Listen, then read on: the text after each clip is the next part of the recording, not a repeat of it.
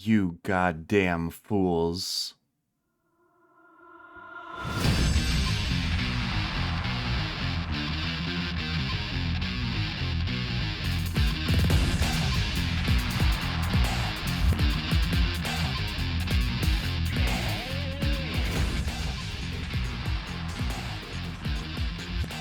You really thought I would just eat a century egg just straight up? Like, what am I? Like, I would do fucking anything for attention? Think again. Babies? No way. I cooked this thing properly. So, okay, alright, I didn't mean to, okay, alright, we're good, I didn't mean to come on so aggro with this opening here. I think I'm ready to tap out of this. Alright, okay. Hi! Hi, welcome. Yeah, the music does that. Okay, Mike, I knew you were gonna do that. I'll cook another egg later. I'll cook a different hard-boiled egg later. I was so close to prepping one in advance, but then I forgot. To be fair, uh,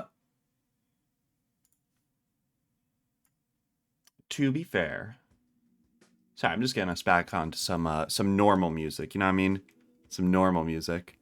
Yeah, there we go. That's nice. That's nice. We like that. We like that. Okay, hi. Hi, welcome, hello to my Century Egg stream. Ooh, camera 2 is not flattering on the platter here, is it? Uh-oh, that doesn't look good.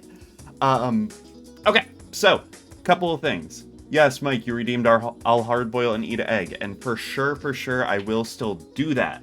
I see, I think you asked if this counts as a hard-boiled egg. Not really. So here, let me get it on the good cam here so you can see that this shit does actually look bussin'. This shit looks real bussin', right? So a century egg actually, in a sense, kind of is hard-boiled. It's eaten very similarly to a hard-boiled egg, in that the way that you eat a century egg is simply through, you know, cracking it, peeling it, and eating it as is, right? You don't cook it, you don't, you don't cook it. You don't scramble it, you don't crack it open and put it in a pan, nothing like that. But the way that it is cooked is different from a hard-boiled egg. a hard-boiled egg is boiled in water, but a century egg is fermented, right?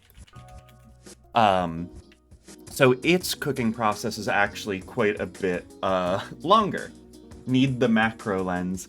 No, actually, Mike, what I need is something better than a shitty 720p Logitech camera I bought like 7 years ago. But yeah, so century eggs, they're, I want to talk about this a little bit before we go into and eat it, right? They're a form of preserved egg, right?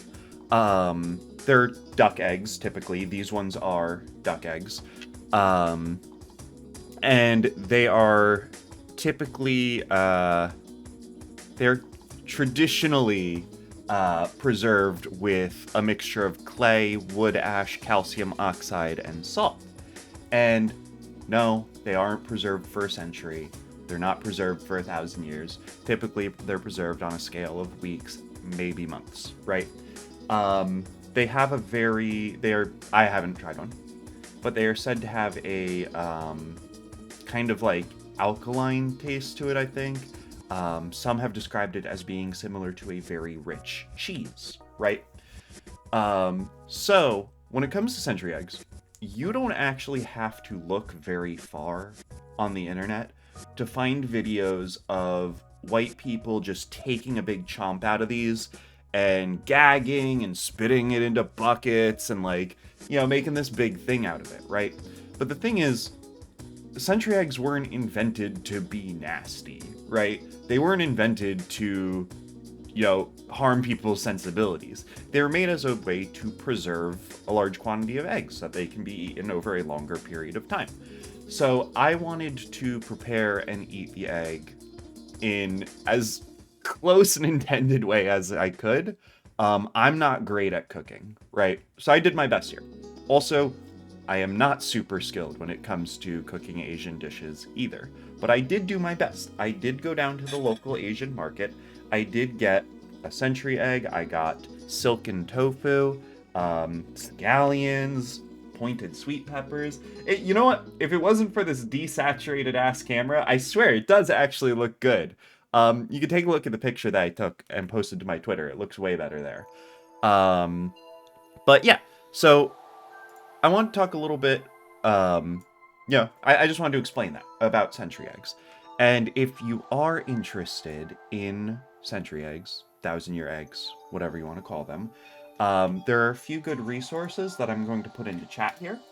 The first is a video by Emmy Made. She is an Asian American food YouTuber. She even has a video where she makes her own century egg, homemade. So she does a video about the proper way to eat it. That links to a video where she eats it in a sort of rice porridge with scallions. It looks really good. It's a very nice video. The second one is a video by Angel Wong's Kitchen. She's also a food YouTuber. She makes Taiwanese and Asian food. So her video, she makes a dish kind of more similar to this with, the tofu and scallions and stuff. And then the last one is a blog, Red House Spice, which is it's a food blog by a Chinese woman named Wei. And she did a recipe on how to eat century eggs, and that is the recipe you see today. So if you want to make this, you can go to that last link that I posted. That's the recipe that I'm using right here. And I think it came out pretty good so far. I haven't eaten it yet, but I'm pretty excited to try it, if I'm being honest. The recipe itself is pretty straightforward, right? It uses 3 of these century eggs, and then it uses this sauce, which is minced ginger, garlic cloves, chili flakes. It was supposed to have ground Szechuan pepper, but I could not find that. I tried everything I could to find ground Szechuan pepper, or just Szechuan peppers I could grind myself. I'm sure they were there. I just was too overwhelmed. And then it also has some light soy sauce and some black rice vinegar. And I tasted a little bit. It tastes very good. And then on the side, we have scallions. We have sweet pointed peppers that I had roasted and peeled the skin off of and sliced into little strips. So those should go very well with it as well. And then finally, we just have a bunch of silken tofu, right? And if you've ever had silken tofu, it's a particularly soft tofu that kind of falls apart in your mouth. So, yeah. Century eggs are also typically served with rice, so we've got some rice here as well. I'm not sure if it would be better to eat with chopsticks or a fork, so I just got both. I just got a big plate. Let's see, this seems like a ploy to avoid eating the egg, trying to die of old age before the eating begins. Oh my gosh, Mike, don't be so cynical. First of all, that would take a long time. I'm not very old. Second of all, I'm just trying to give some of the information behind the dish because, I don't want to just eat it and go, ugh, that's gross, I want to do it right. Not trying to graduate to be education, those food views. Yeah, I'm always trying to get those food views. Honestly, I think maybe I should do this more often. This is fun. It was really nice to put together a different dish and, try something different. Last thing I want to talk about is just the century egg itself, right? It's very interesting. It's fascinating. I recommend all of you look up, kind of some better pictures of this. Ooh, uh-oh, that has a little hair on it. That is not very attractive. Okay, sorry. It's this kind of amber color that's almost like gelatinous, right? And my camera does not seem to want to focus on it. No, it ain't having that. Yes, okay, so you can see very clearly it has this sort of, almost like evergreen branch pattern in it, right? You can see how the egg white is almost translucent, and it's this beautiful amber color. I think they're pretty. I think they're gorgeous. And then the yolk is, a little less beautiful, if I'm being honest, but it is still cool. It's like this sort of dark brown color. It's very dense, very thick, right? But the egg itself is remarkable in that it contains a lot of flavor for such a small area, right? So the egg does a good job of the fermentation process preserves the eggs, but it also enhances the flavor. And you're not supposed to eat them in one bite like the people in the YouTube videos do. You're supposed to disperse them out across a more plain dish to enhance the flavor. So anyway, now we can go ahead and eat it. So I'm not going to do this alone. I do have my wonderful partner Chandler with me. And Chandler, you can go ahead and open the door to let Willow in. I could hear Willow knocking at the door. I think she wants some of the egg. Yeah, just go ahead and open it. She can hang out with us. She can walk on the table and but anyway, yeah. Come on in, Chandler. Welcome to the stream. Hello. Yeah, hey. And here, you could even take one of my AirPods so you can hear the music I'm listening to. Okay. Thank you. Yeah, so this is Chandler. Hey. She's gonna try out the century egg with me. Here we go. Can we get both of us? Yeah, perfect. Hey, what's up? Maybe a little bit more to the side here. Yeah, there we go. A little behind the scenes look over here, I guess. It smells egg. Yeah, so I didn't really speak to the smell. Maybe you could talk to that a little bit, Chandler. Kind of just smells like a hard-boiled egg. Yeah, I feel like maybe the smell wore off a little bit. It's got kind of I feel like a fishy smell like to it, right? It has a kind of weird, Yeah, it's like gelatinous. It turned the egg white into almost like a sort of jello, right? I've heard them called horse urine eggs. It does not smell that bad. It doesn't smell like horse urine. It's really not that bad. It kind of smells like an Asian market. A little bit. Like vaguely fishy, but not that bad. Yeah, I'd say that's kind of like it. Vaguely fishy is a good way of putting it. It could be because I want to eat egg before the rice gets cold, so let's just do some. Okay. So I'm gonna start by putting together all the little component pieces, but before we're done with this, I do just want to straight up eat one raw. You know what I mean? I might have to use my hands with this. Little tofu's falling apart here. All right, let's see. All right, so we do the egg. We do a little. Okay, well, this is kind of working. We do some scallions. And And then we're going to do a little bit of sauce. I feel like the sauce is the most important part. I'm really excited for this sauce. Okay. All right, and I'm just gonna try. I'm gonna eat this whole little assemblage. I don't know if this is right, but this is the way that I'm doing it. Oh.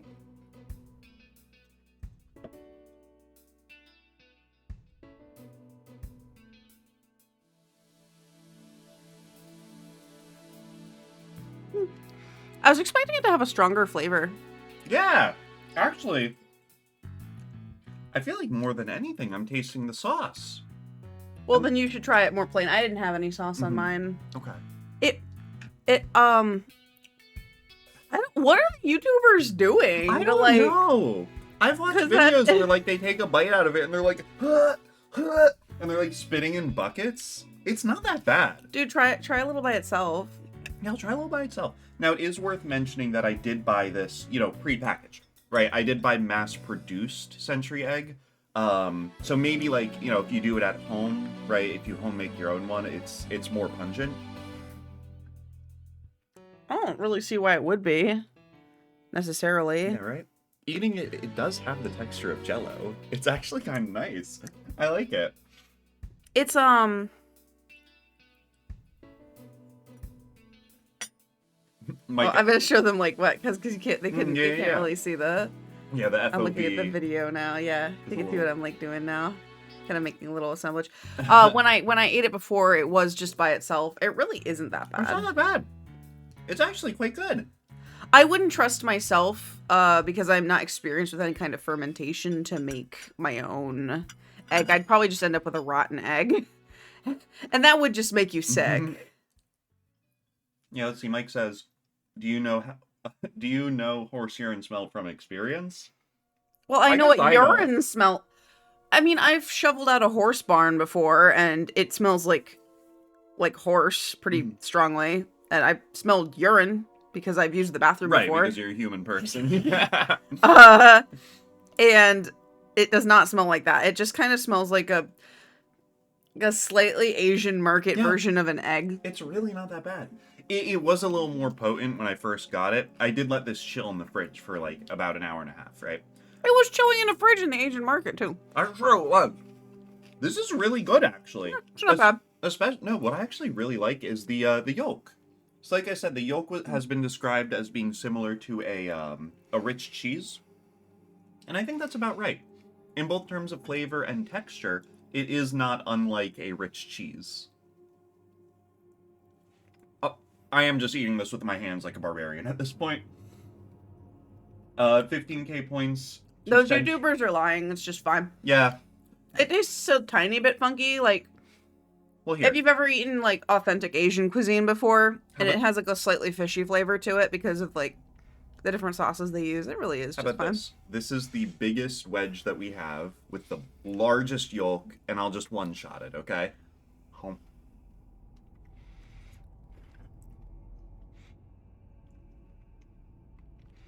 The silken tofu is really good. Silken tofu is great. Yeah, it's great.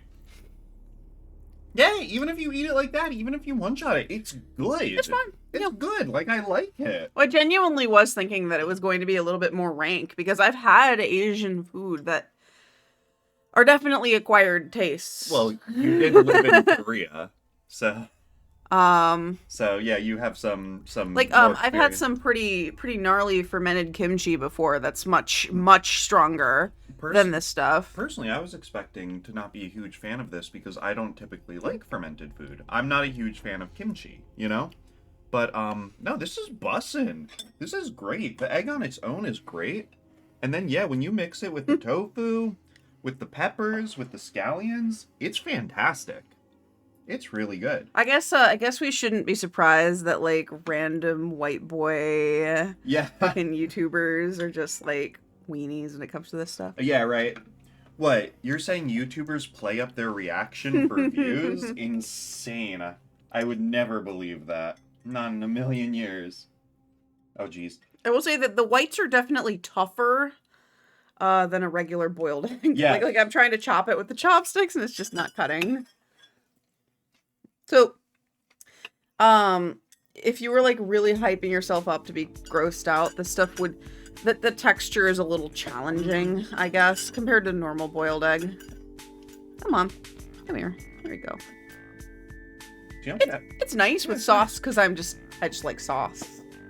Yeah, honestly, what would probably be a great way to eat this, I'm thinking, right? Is to just make like a little, like a little bowl. You take the rice, put an egg in there, put maybe 2 eggs in there, right? Throw some of the peppers, right? I don't know if what I'm doing is like right, but it makes sense to me.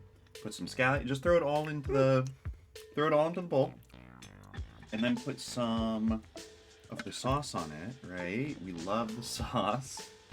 I actually didn't end up eating dinner today, and I'm kind of happy that this is as good as it is. Also, another thing to mention is that I couldn't buy a single century egg, right? I was only able to buy it in a pack of 6, right? And I was kind of worried about that. I was like, oh, geez, am I really going to buy 6 of these eggs for like a bit, right? Do you just have furikake? Yeah, I pulled it out of the cupboard, so I brought it with me. You pre-prepared it, okay. I need you guys to know, she basically walked behind the green screen and conjured up a bottle of furikake. So furikake is Japanese rice seasoning, if you don't know. There we go. This is Yasai Fumi furikake, and that has shredded pumpkin and carrots and celery in it. It's basically just, it's furikake, which is salt, sugar, and shredded seaweed, and sesame seeds. But this particular kind is the Yasai Fumi, and it has extra vegetables dried up into it. Yasai Fumi, I think, just means like vegetable flavor. Yeah. So. Yeah, furikake is great. You could just put it on straight up white rice. And it elevates the game. It's fantastic. Yeah, that's what it's for. You basically just eat white rice and furikake, and you'll be a happy person. So let's see, we got a little bit from chat. Let's see. Carl says, seems like the sardininess of oysters for me. Not exactly good, but with the sauce, it's good. I would agree with that. Yeah, a little bit of fishiness that is good with a little bit of mitigation. I feel like there's some people who never try anything other than their stupidly narrow comfort zone. I agree. I think there are some people who just, they eat one type of food and that's just all they really know and that's all they've ever known. But I think it's really important to branch out. Kind of want to try it now. You should. Honestly, a 6-pack of century eggs was like $4 at the Asian market. You know, it's not like your barrier to entry is super high. I've heard Rob linked a video to it. A very common way of eating it is just like kind of like as a staple breakfast food. Yeah, just like in a rice porridge. Yeah, basically it's like hard-boiled eggs and rice. The reason they were doing this is because it's a way to preserve, you know, ducks would have a laying season in like the spring and they would lay like 1 billion eggs. So you'd go to the shore and you'd collect like 1 billion eggs. And you need some way of making them last longer than like a week. Like your normal chicken eggs. Right, because you're not going to eat 1 billion duck eggs in 1 week. So let's see, Dan comes at us with some info from Wikipedia. He says, from Wikipedia, some eggs have patterns near the surface of the egg white, excuse me, which are likened to pine branches. Right, I pointed that out earlier. These pattern eggs are regarded as having better quality than the normal century eggs, really, and are called sanghua eggs, also known as pine flower eggs. That's so cute. I'm trying to look to see those. Yeah. It's a little slippery. In 2014, 3 million tons of sanghua eggs were consumed in China. Wow. That's so they're good. So we got the good stuff. Is it that good? I like furikake, but Allison's asking about furikake. Furikake is amazing. Absolutely.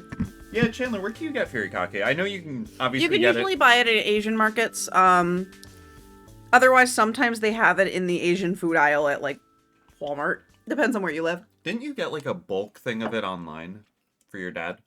I did. I bought it on, I think Amazon. You can buy it. You can just buy a bulk package of it online, too. There's different varieties of furikake. It's delicious. But... I mean, as if you needed another excuse to eat an entire bowl of white rice by itself. That's true. Like, so, you know, proceed with caution. I can already eat plenty of white rice. Are you kidding me? Are you kidding me? Of course I can. When I was in Korea, if you go to a restaurant, all the chopsticks are metal. And, they're really slippery.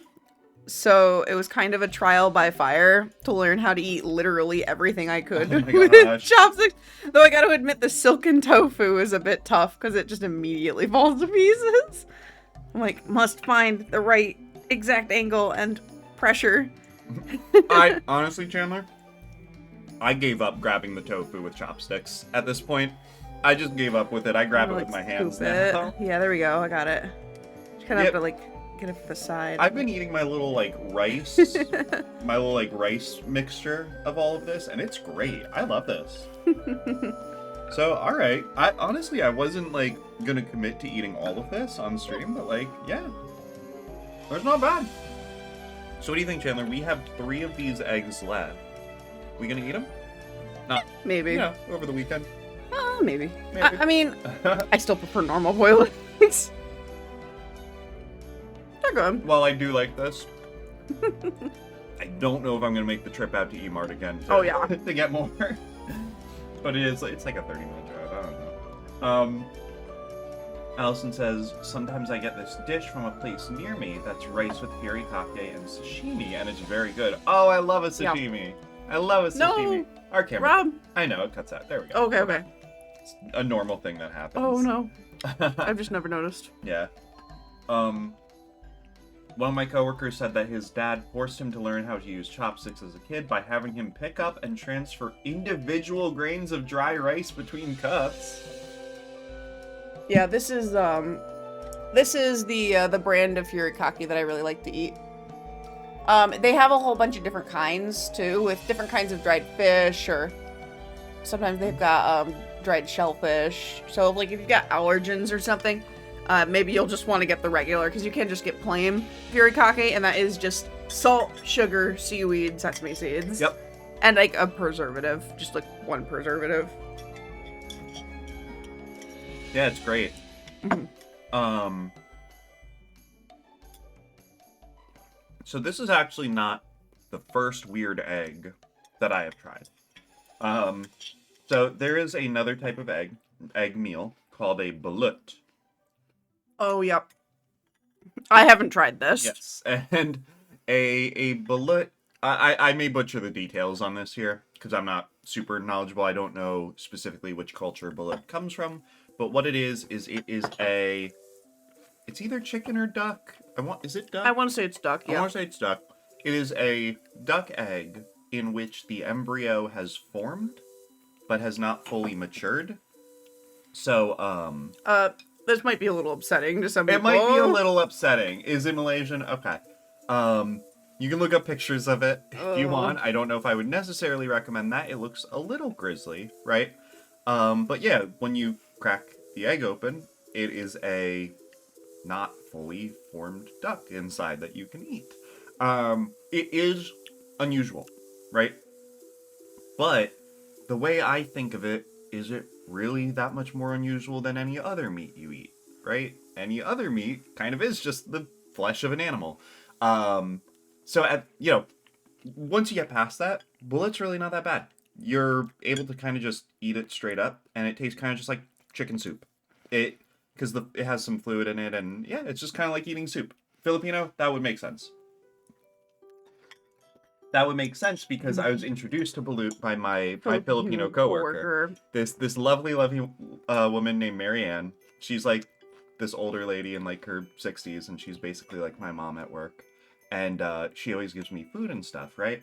And basically, me and some of our other coworkers were talking about balut, and one of them was like, "Oh, that sounds so nasty. Oh, that sounds so gross. Oh my gosh, could you imagine?" And she's just like, "Do you want to try balut?" And he's like, "Oh no, I couldn't. No way. That I could never do that." And she's like, "Hold on." She makes a phone call, says something in Tagalog for a little bit, hangs up, and she's like, "I'll get you some bullets tomorrow." She's like, "I have contacted my Filipino mafia." She's awesome. She kicks ass. She just has like this network all throughout our area. And yeah, she just like has this whole network of friends, and she's just like, "Yeah, I'll get you a bullet. You want to whine about it? You want to bitch about it? I'll make you eat one tomorrow." And she did. and yeah, she did, and it was good. I enjoyed it. Once you get past the sort of unusualness of it, it's good. It's nice. I don't dislike it. So yeah, that's kind of my experience with weird eggs. I didn't realize I had such an egg-centric history. Egg-centric, that's so funny. That's so funny. Like eccentric, you get it? Yeah. Get it? Egg-centric? Exactly. I already made the pun calling this the stream of the century, but... Oh, that's good, that's good. It's good, it's good, right? It's alright, I think we're kind of winding down here, Chandler. What do you think? You're gonna make them watch you eat an egg all night? Yeah, what time is it? 8:45? We can ride this baby all night. I have 3 more century eggs. We can keep this going. No. That was 3 century eggs worth of egg that was on that plate, by the way. It was. I don't know if Rob actually mentioned that. That was 3 century eggs. That was not just a single. They're not that big. Yeah. They're like the size of a medium chicken egg. If you're ever one of those people who actually buys the medium chicken egg at a supermarket. Buddy, you've still got a second egg to boil, says Mike. And you know what? You are so right, bestie. You are so right. I do, don't I? And you know what? We're gonna clean up in a hot second here, and we're gonna get ready for Minecraft. And while I'm cleaning up, I'll start up the burner. You might just want to put that tofu in the fridge, and we can eat it with like yeah, I don't know that we're gonna eat all this tofu right now. It's just a lot of tofu. That's all. A lot of tofu, isn't it? Especially when we already had all that egg. Yeah, right. No, this is good. I'm just having a good time right now. Hey, give me some tofu, thanks. Allison, you know I would. Yo, I like my tofu as firm as I can get it, and then pressed even more, and then tossed in cornstarch and a tiny bit of olive oil. Oh my gosh. Baked in the oven until it's crispy, and then tossed in like your favorite chicken sauce, like anything you'd put on a chicken breast. Oh, it's so good. You can basically use it like a fried chicken. You can put it in a salad. You can eat it just straight up with sauce. Yeah, crispy tofu is bussin'. It's so good. It's bussin'. And you know what? I totally forgot I needed to press the tofu. Like it was like 7 o'clock, and I'm like, oh shit, this tofu's wet as hell. So. But you bought silken, so it's just gonna be wet. Yeah, I know. So I pressed it as much as I could. I let it sit on my makeshift tofu press for like 45 minutes. You like our French onion soup bowls? Yes. We're eating our rice lovely out of. French onion soup bowls. I accidentally broke the top on one of them the other day. Yeah. While I was putting the dishes away. I forgot that. I was wondering why we were short one top. No. It's fine. We don't use them that much. I'm sad. More channel goals for different kinds of eggs. Hey, bud, how many different types of eggs are there? Cadbury Scream egg with the green cream in the middle. That's a really good idea. Channel point reward to open a Cadbury cream egg. Or Kinder eggs. Yeah. Yeah, and then we could all play with the little prize that's inside. That's a great idea, Chandler. Ostrich!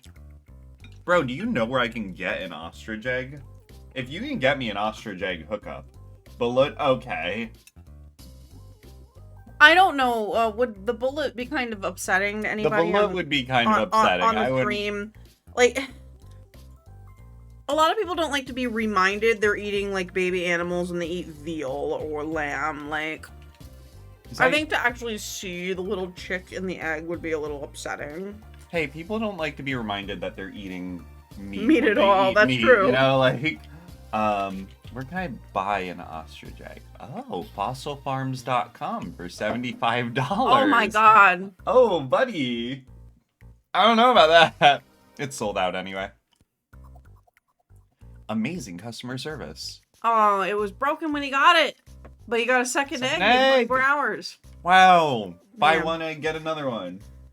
Illegal egg. Wait, are ostrich eggs illegal? Dude, I had an ostrich omelet sometime when I was in the Southwest, and it was so good. Bro, what? Well, you could make a couple of omelets from one ostrich egg. Right? No Kinder Surprise eggs. Are Kinder Surprise eggs illegal? The kind that you get in, like, foreign countries are, yeah. Because they it's actually not because of the toy, it's because of the capsule. the capsule is just the right size to get lodged in a child's throat and choke them to death. And parents won't watch their children apparently inhaling an entire Kinder Egg instead of eating it like anybody else would. No, I think that kind of tracks. Yeah, but we have Kinder Joy eggs. They're just not the same. I mean, they're kind of the same, but the Kinder Egg is a milk chocolate and white chocolate surrounding a little capsule. Yeah. The Kinder Joy is like two halves of a plastic egg. You have to peel it open. You peel it open, and one half you get cream and wafers, and the other half you get toy. Allison says they have them in Canada, though. They do. Which they do, yes. And when we go to Canada, we like to get them. I've actually every time I go to Canada, I buy them. Yep. Because I've gone many times, and when I was a kid, it was always like a tradition. Because we lived like way up on the Canadian border. Anytime my parents and I went over, we would always get Kinder Eggs. Apparently, it's not illegal to buy them and then go back to the United States. Possession of Kinder Eggs is not a crime. I have to declare them to the Border Patrol officers. Yeah. Dan says Canadians eat responsibly and watch their children. This is true. This is known. He says my brother Ben brought some back from Spain in his luggage. Ooh. You can actually buy them at duty frees all over the world. I've seen them like all over the place. Like almost every duty free I've ever been to has Kinder chocolate. All right. It looks like we've cleaned our plate. What do you think, Chandler? That's pretty good. What do you think? Any closing thoughts on the the century egg? I wouldn't really buy them myself, but like they're fine. Okay. Yeah. I think that's about where I'm at. They have a firmer, more gummy bear kind of texture than a than a normal. Oh no, I know what it is. It's like have you ever had a Jello Jiggler? Jello Jigglers are the kind that you buy the Jello package that comes the mold. And the Jello Jigglers are specifically made with less water so that when they set, they're firmer, so they hold their shape better. I've never had that. If you ever have a Jello Jiggler, that is exactly the texture. It's firmer than Jello. Okay. But not like quite gummy. Confirmed. Century Egg is a Jello Jiggler. I love that. I love that for it. It's like a Jello Jiggler. Rob, maybe I have to make you Jello Jigglers just so you can take. What if we made a Jello Jiggler that like looked like an egg? That would be, and we used food dye to make it like that amber color too. Like that'd be really cool. That'd be so cool. That'd be awesome. Like a Neopets jelly. Yeah. Yes. I think maybe jelly. I think it would be like kind of like the jelly candy taste. Yeah. All right, cool. You say we clean up here? Clean up here, Colin? Okay. I'll take the stuff to the kitchen for you. Okay. So you can keep playing. Well, here. What? Let me put this on a different screen right now. Okay. We'll clean up. All right, so we're gonna clean up here. I'll be back with Minecraft after this. Typing in the Jelly World URL. Yeah, right. Jelly World doesn't exist. I don't know what you're talking about. Yeah, Jelly World's not real. It's not on Neopia anywhere. It's a secret. I don't understand. I don't understand. It's not a secret. It just doesn't exist. Yeah. That doesn't exist. Wait, are you doing a bit now?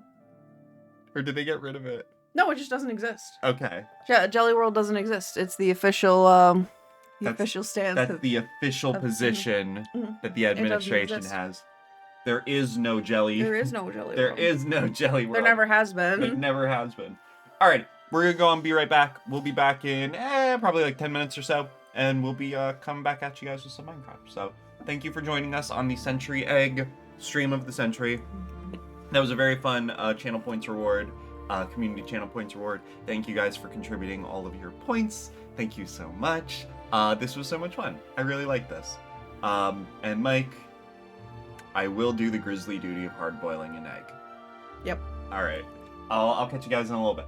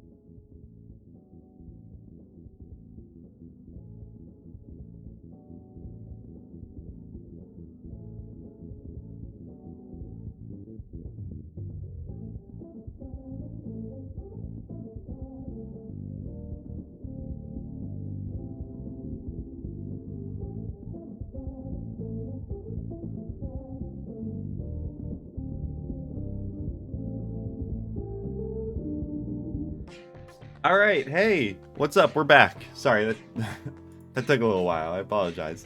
But yeah, we're back with it. We've got Minecraft queued up and good to go. But yeah. So we're back in it. I hope you guys are all doing well. I hope you guys are having a good night. Ooh. Ooh, uh-oh. Uh-oh. Here we go. It's a little better. But yeah. Thank you guys for joining me for a very exciting adventure for the Century Egg. I think that was a lot of fun, and I would love to do other stuff like that in the future as well. But we can go ahead, we can get back in the game now, baby. And we can see who else we got. We can see who else is online here. Real quick. Okay. Alright, Mike, if you are still with me, your hard-boiled egg is boiling right now. So don't you even stress, don't you even trip, bud. I got you. I got your number. We're good. Here, let me just put out a little message here.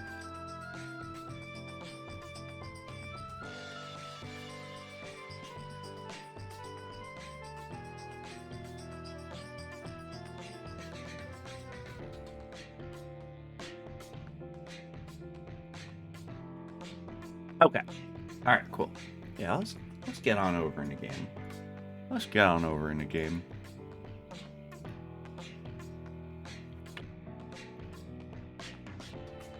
Okay. Alrighty. So when got audio? Hold on. We have to reload a resource pack super quick. Yeah, this weird thing happens whenever I change my audio device. Whenever I change my audio device, Minecraft audio stops working. But if I reload a resource pack, then it starts working again. Okay. Let's see. How's that working out for us?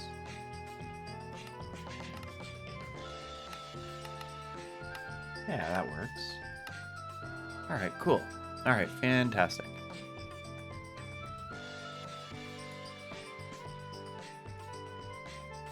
Okay. So last week, when we were playing on Minecraft, we were in Skyblock, right? And that is still sort of what we're all about right now. That's what we're doing. I haven't really played too much of this since then. Basically, the only thing I've really done is I've done a bit of work with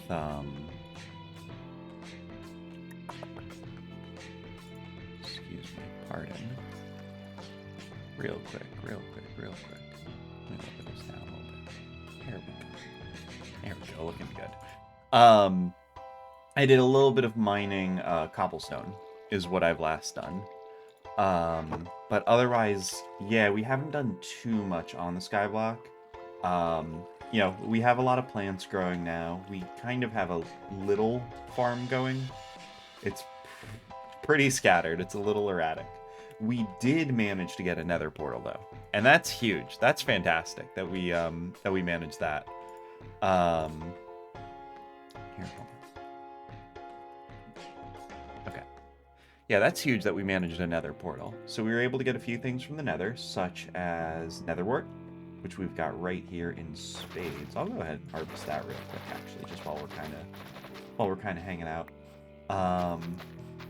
So yeah, right now, I think our next objective is probably to get to the end.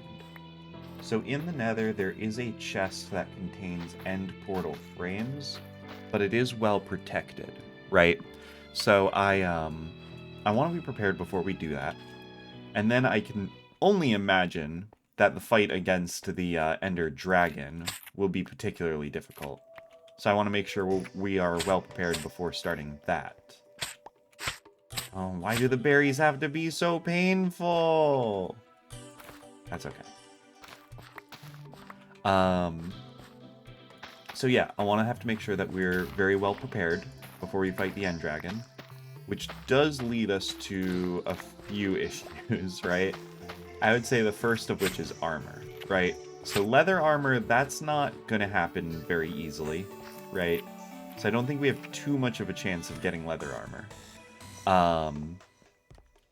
And then iron armor will require us to build an iron farm, which is something we could do. It's something we have the ability to do, but it's not easy, I guess, is the thing. This farm sucks.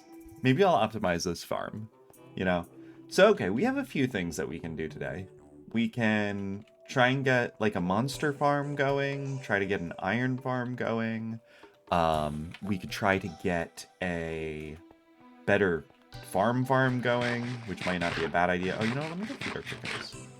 Let me go feed our chickens real quick. Yeah, I think the first thing I want to do is get our farm situation sorted out, right? And I think the best way to do that would be to basically aggregate all of our dirt, right? So dirt is one of our most precious resources in Skyblock. I feel like, yeah, like a lot of this dirt, like in these lower layers, is pretty much going entirely unused. You know what I mean? Like, it's not helping us at all when it's underground. So I think maybe I'll start by harvesting this whole situation here.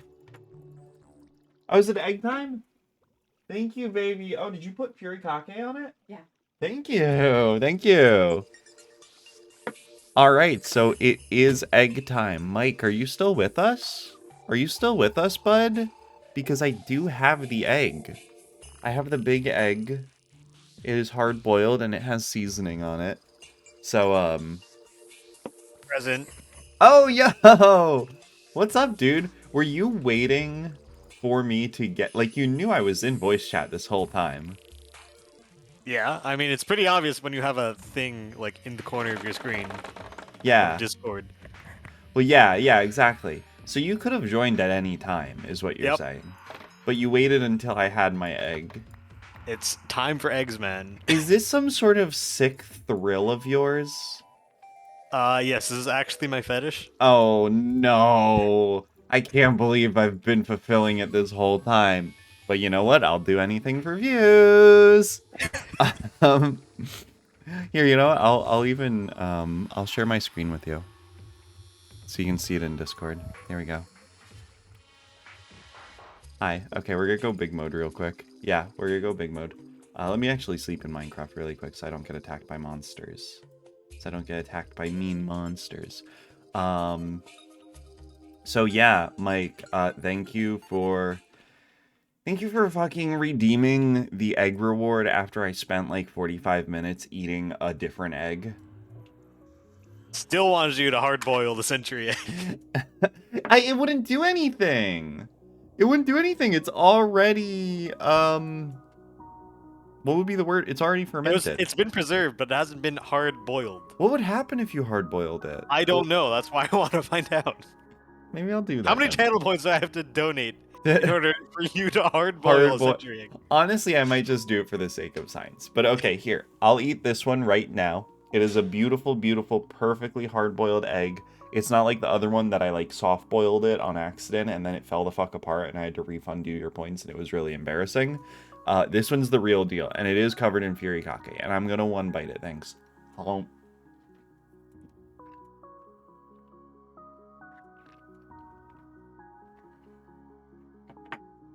I usually don't have a live reaction from you and I feel very uncomfortable right now.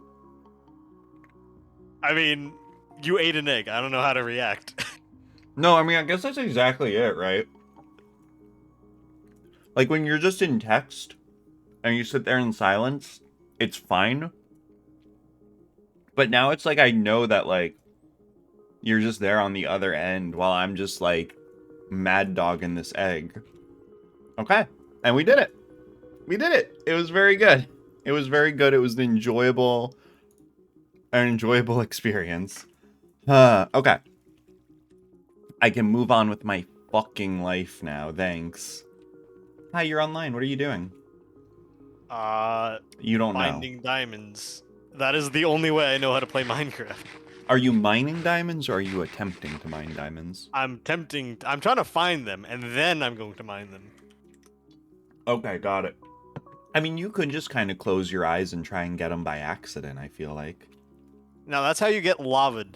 No, yeah, you're right. Forgot about that. All right, cool.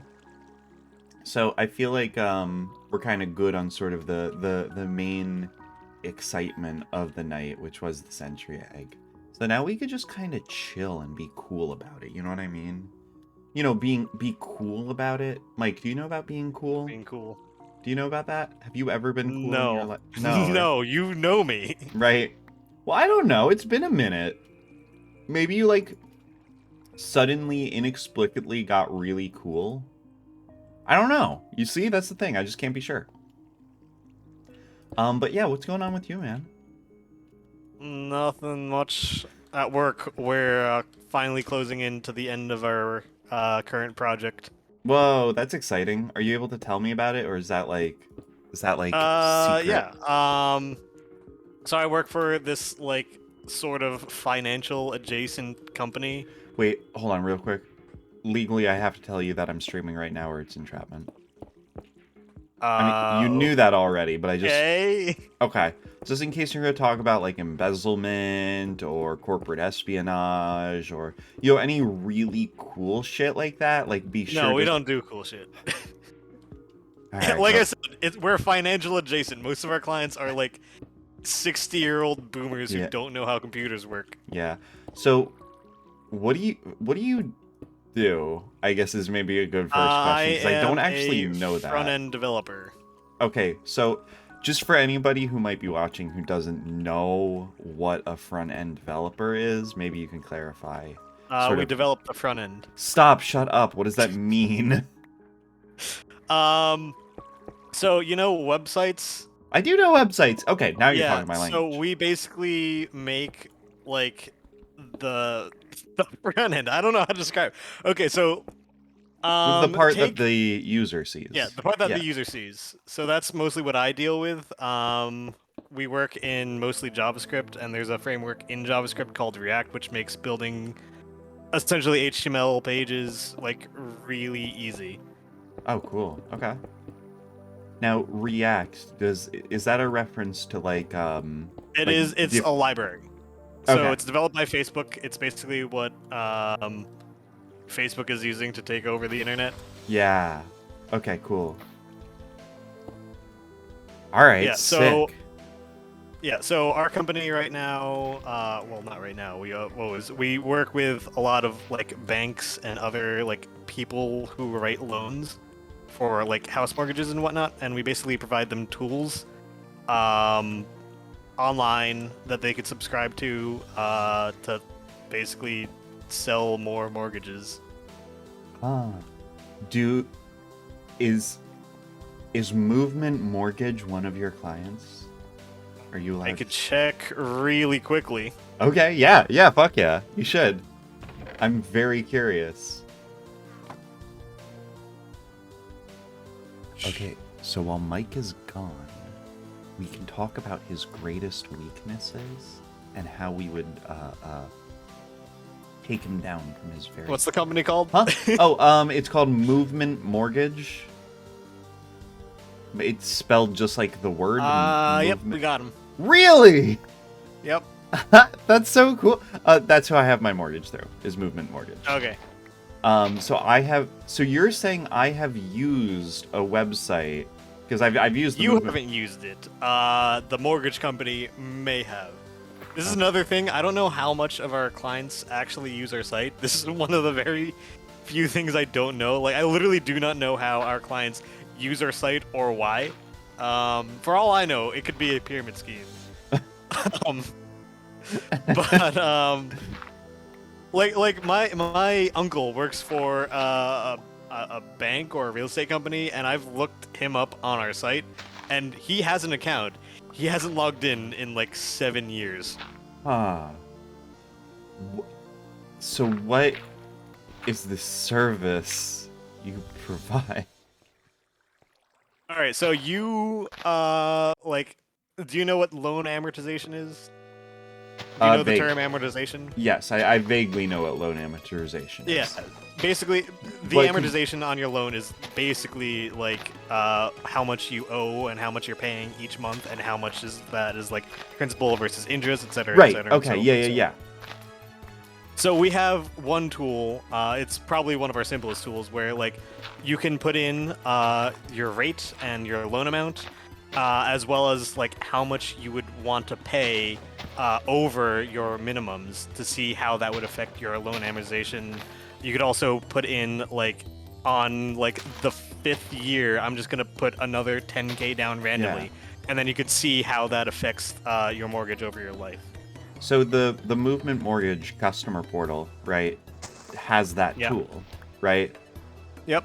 And I can use it when I log into my account. That's not coming from us, probably. What the fuck? Wait, what? So, like I said, that's a very simple tool that we have on our site for like other companies that don't, and we could provide them like little widgets that they could put on their site. Like that's one of the things that I developed. So all they have to do is drop in like a script tag with a source to like one of our endpoints, and then a div, and then our script will essentially populate that div with all the things that run our mortgage calculator. Now, a less common tool would be something like our debt consolidation tool. So if you have a bunch of debts, like if for whatever reason you have like multiple mortgages. Oh Mike, I have so much debt, bud. I'm Would you like to refinance those debts? Would you like to see how much you could save by refinancing? Look, Big John says he's gonna break my kneecaps, but it's getting dire. It's getting bad out here. I'm joking, by the way. I'm good. I have a healthy amount of debt, like normal amount.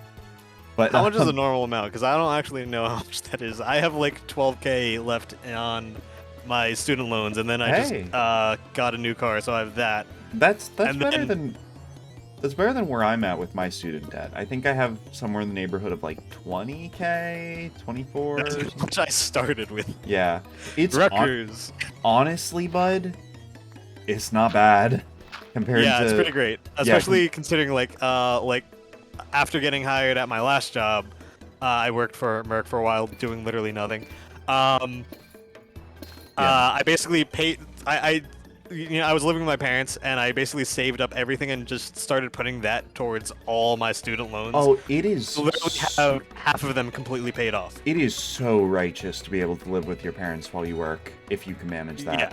It is so good. I was not able to manage that, so, I was thankfully at least able to live in my parents' place while I was finding work, which is nice. But to have a steady income and not have to pay rent, ooh, that's huge. It's so good. Oh my god. That's so good.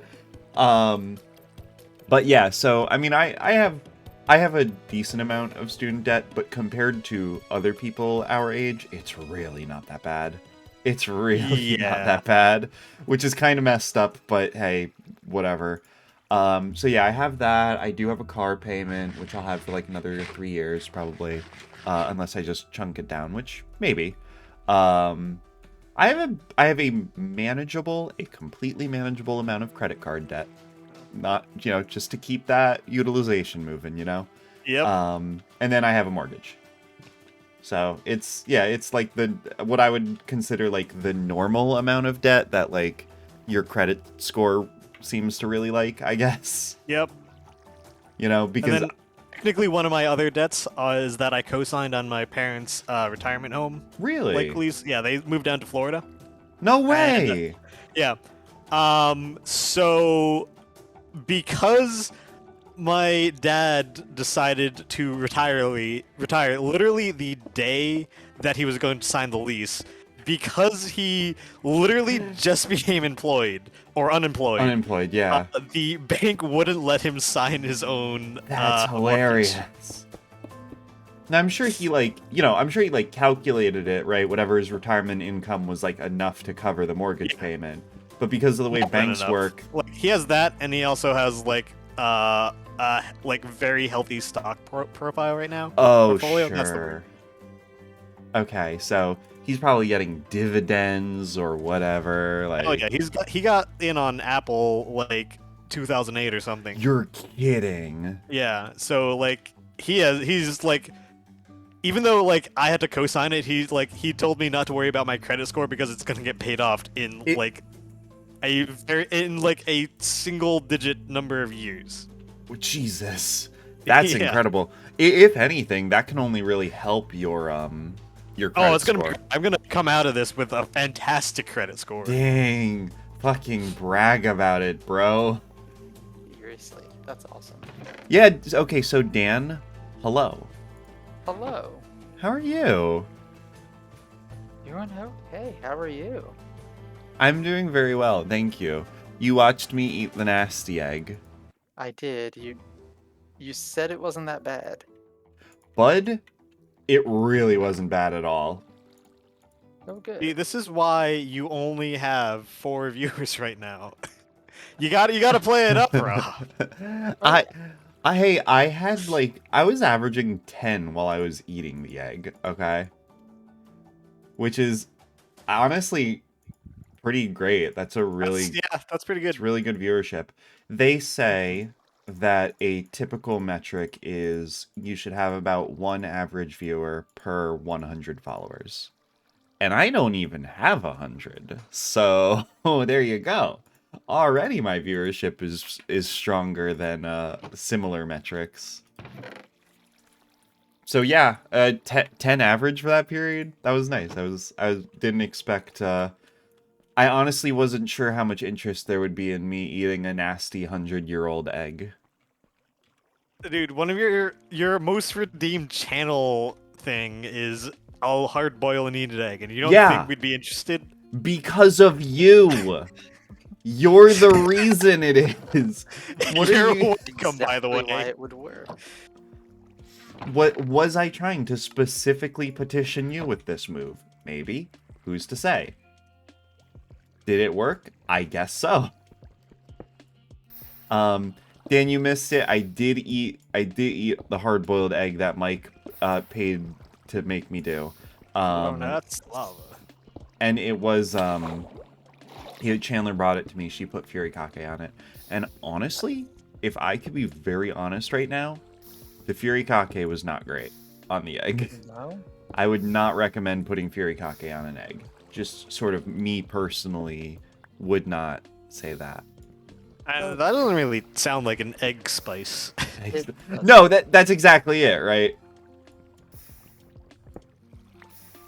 But like the thing about that is like, you know how I do the thing where I put a random spice on the egg now, Yeah. right? Yeah. It doesn't have to be an egg spice, I guess is the point. And you've seen that. I put fucking, what was it, cayenne on it that one time? That was not good. That was not an egg spice. That's because you put on like a fuck ton of cayenne. How am I supposed to know what an appropriate amount of cayenne is? You eat cayenne at some point in your life. I assume that's why you have it. Yeah, it's true, but usually I put it in a recipe that tell me how much to put in it. And usually the recipe is like, ooh, put a 1/4 teaspoon in it. And I'm like... Yeah, so that's a 1/4 Okay. teaspoon for what, like 4 servings? Yeah, typically. And I'm like, what the fuck is a 1/4 teaspoon gonna do? That's nothing. That's how much I would give to a baby. A baby that's Not give a baby a 1/4 teaspoon of cayenne. I'm telling you that right now. If I give a baby a 1/4 teaspoon of cayenne, I think I'm gonna get someone called on me, pretty sure. That would be very upsetting. But so yeah, thank you for joining me on my journey of self-discovery. It was very good, very powerful. Fun times were had by all. When you're here, your family. Dan, how are you? I'm good. I know I literally just asked that, but You did. yeah, what's going on with you, man? Oh, a lot. You sound, if you forgive me saying this, you sound tired. Oh, today Oh. was my first. Well, yes, I am. But today Bro. was my. What? That was my only source of water. I'm running away. Get fucked. Well, bye. Hey, we're in Skyblock. Water's hard to come by here. You have water all around you, bud. You're I in the literally live in a swamp. Yeah, your house is underwater, bud. Where are you? He's in the overworld. He's like 6,000 blocks from spawn because he's Oh, right. ridiculous. He's way the fuck over He's there. way the fuck over there, dude. He's like way the fuck over there. Oh, I see your little swamp house. It's right there. Oh my. Yep, it sure is there. It's a little hut. It's a little hut. It's like I wanted to go for the Shrek theme. Oh, I love that. I love that for you, bestie. That's so good. Fantastic. But yeah, so Dan, it sounds like a lot's been going on with you, up to and including teens stacking bottles and goldfish on top of each other. Oh yes, that What? was one of my students. He stacked 2 water bottles and his goldfish package on top of each other, and he got up, like fortunately we were in a break at the end of class, and he just stands up suddenly, throws his hands in the air. He's like this 6 foot something kid, and he goes, what? I'm like, I looked back and I'm like, Quentin, the laws of physics cease. Oh shit, I said a name. Are you on stream? Yeah, I am, but nobody's watching, so you're good. Okay. I said to him, like, dude, the laws of physics have ceased to exist on your desk. That's amazing. Because it should have fallen. Yeah, honestly, shouldn't have happened. Looking at the stack up he did, it's pretty impressive. Yeah, Mike, if you're interested in seeing it, it is on the Rad Photos channel on AKC. But yeah, it's like an empty bottle on top of a full bottle on top of a goldfish bag. Were there goldfish in the bag? I think there were. Yeah, I feel I'm like not sure though. I feel like that shouldn't work. It shouldn't work. Yeah, It shouldn't. but it did. Is I guess the thing. That's cool.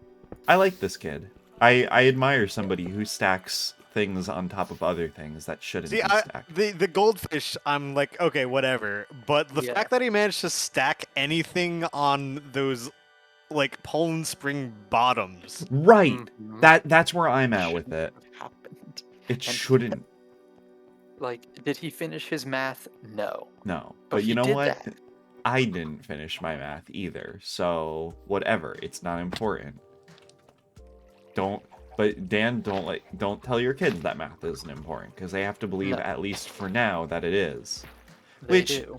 I mean, some of it is. I mean, we already have one kid who straight up will say, like, we're in the middle of reading 1984, and he's like, I don't care about the answer because I don't care about this book, because it has no relevance to me. And I wanted to say, dude, did you pay attention to any politics in the last few Actually, 1984 might be one of the most sort of relevant things that your kids would learn right now. Exactly. I'm like, please don't discount this one. Yeah, like, actually, that one maybe do sort of pay attention to.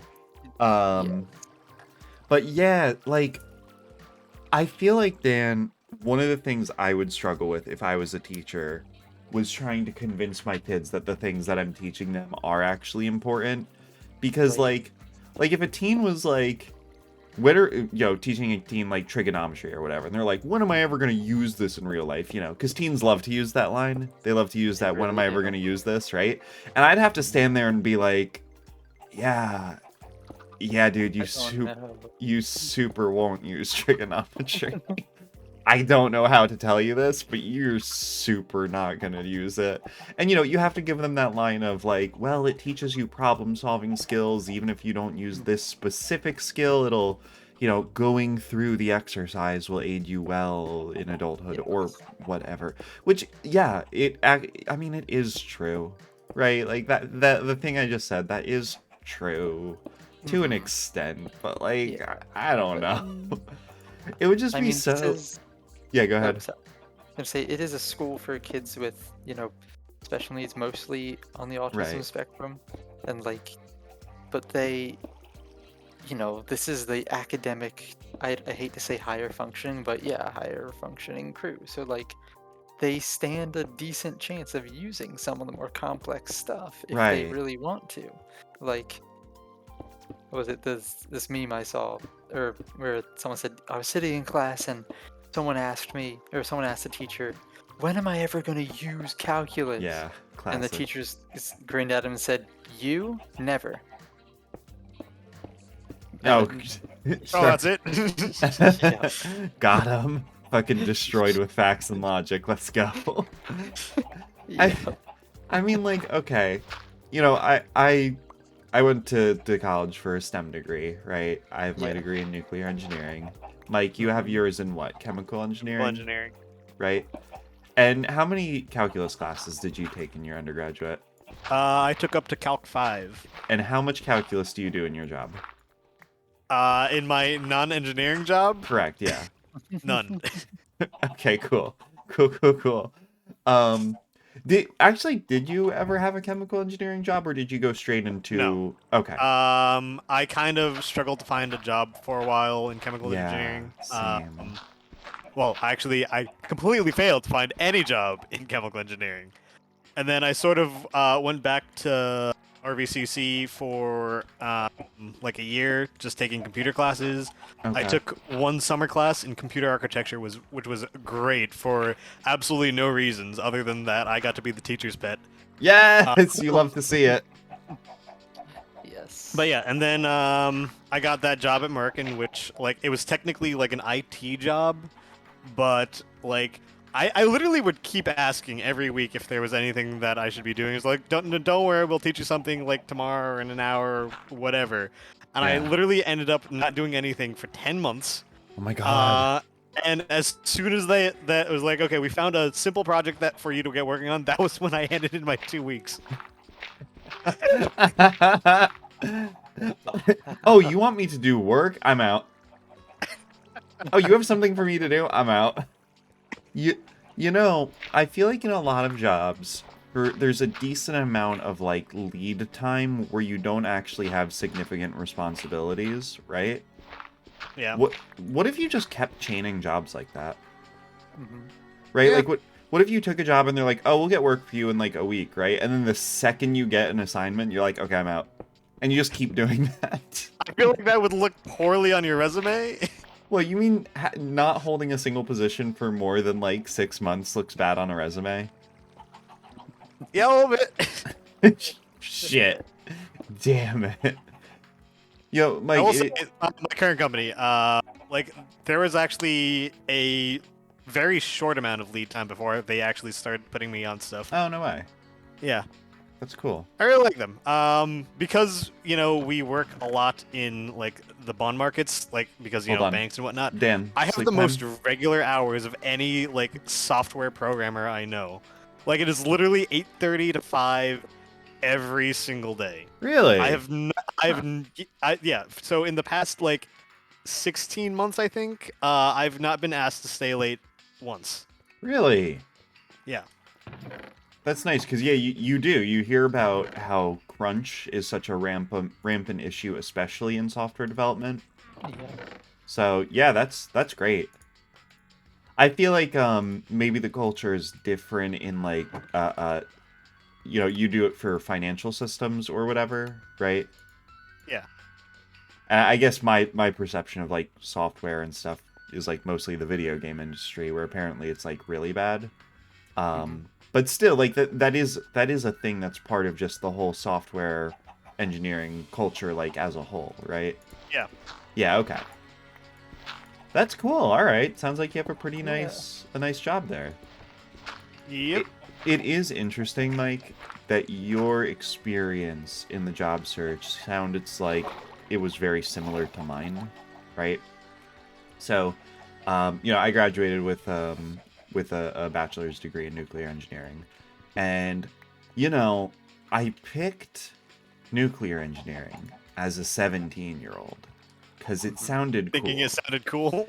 And here's the thing, it does sound cool, and when you learn it, it still sounds pretty cool, right? But the sort of job market for it is not very cool, right? I would guess a lot of like either power plants or submarines. So, power plants, yes. You know, actually, yeah, Mike, you got it. Those are basically the two and only options, pretty much, is commercial nuclear and defense contracting, right? So commercial nuclear is kind of a nightmare because that industry is sucking wind right now, pretty much, right? Because there's just so much distrust around nuclear energy, right? And basically a lack of confidence and a lack of sort of political favorability has left it severely underfunded and just very ailing, right, as a industry. Right.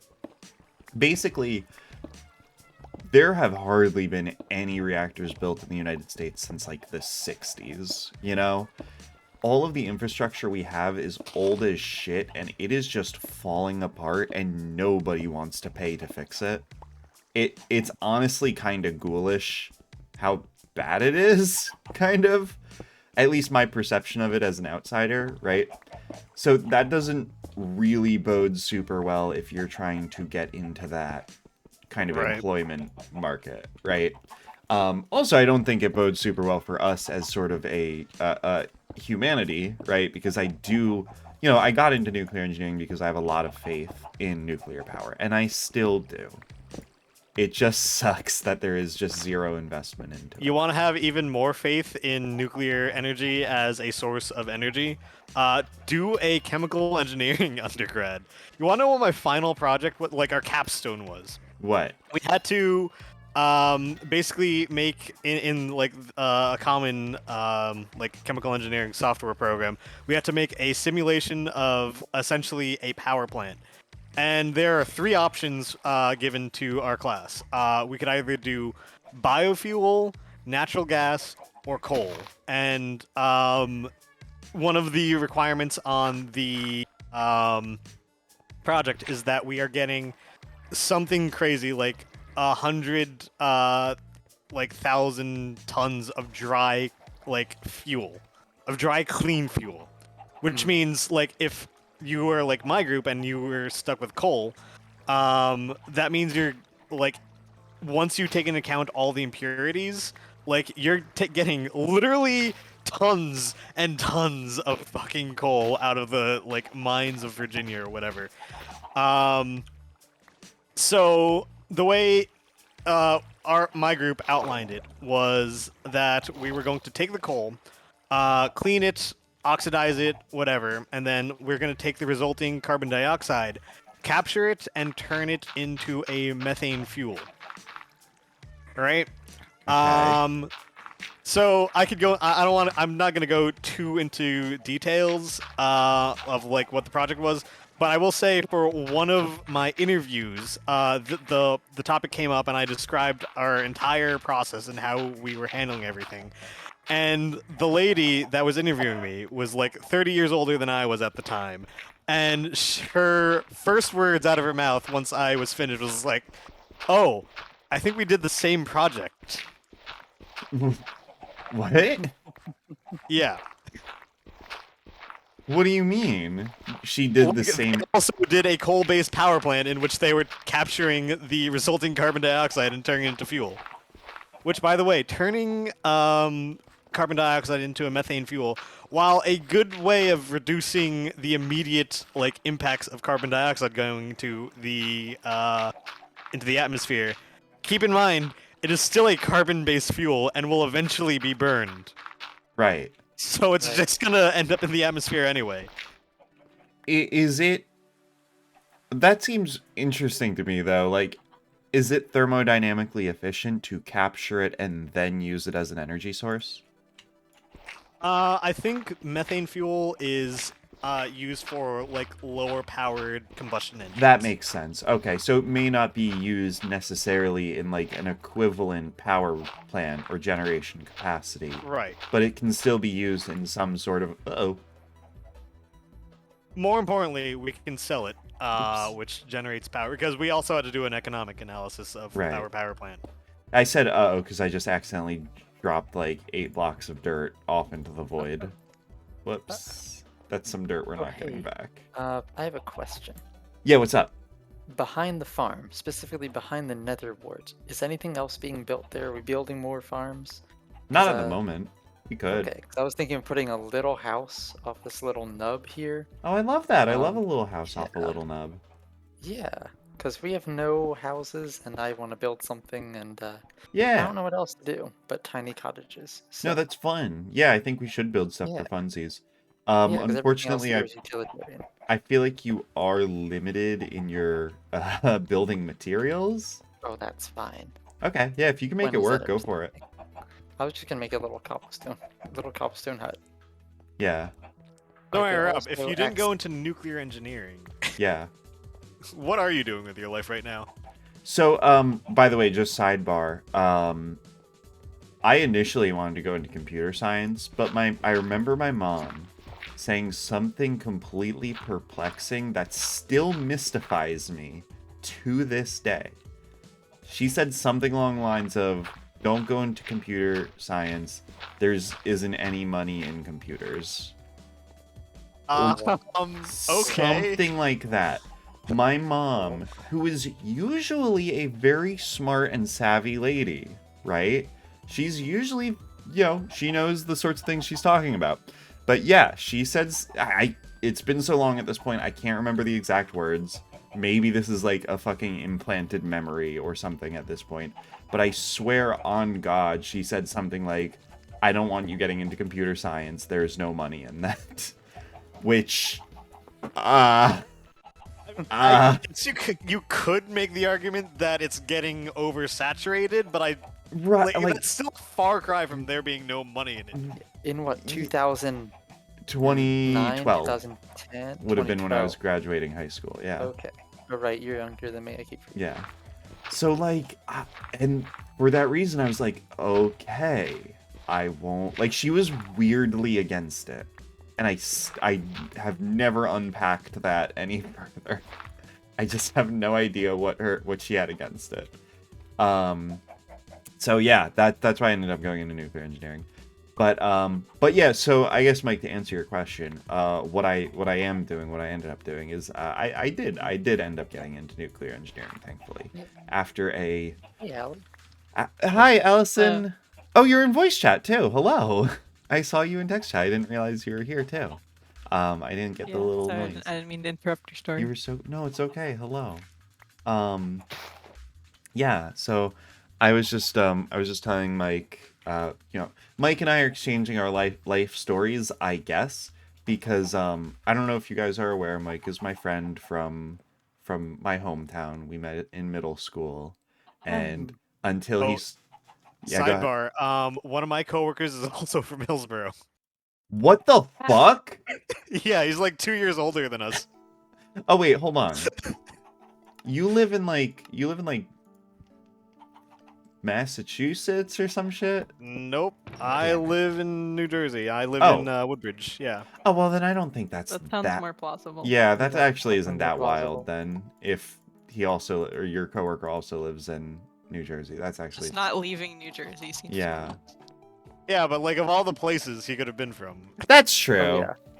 That like is fun. New Jersey is one of the densest states. Like odds were very against like some sleepy town in the middle. That's true. Of... And yeah, so you guys have perspective. Hillsborough is kind of like a nothing town. Like it's like a suburb. I don't know. There's very little Basically every suburb ever. Right. There's Yeah. nothing remarkable about it.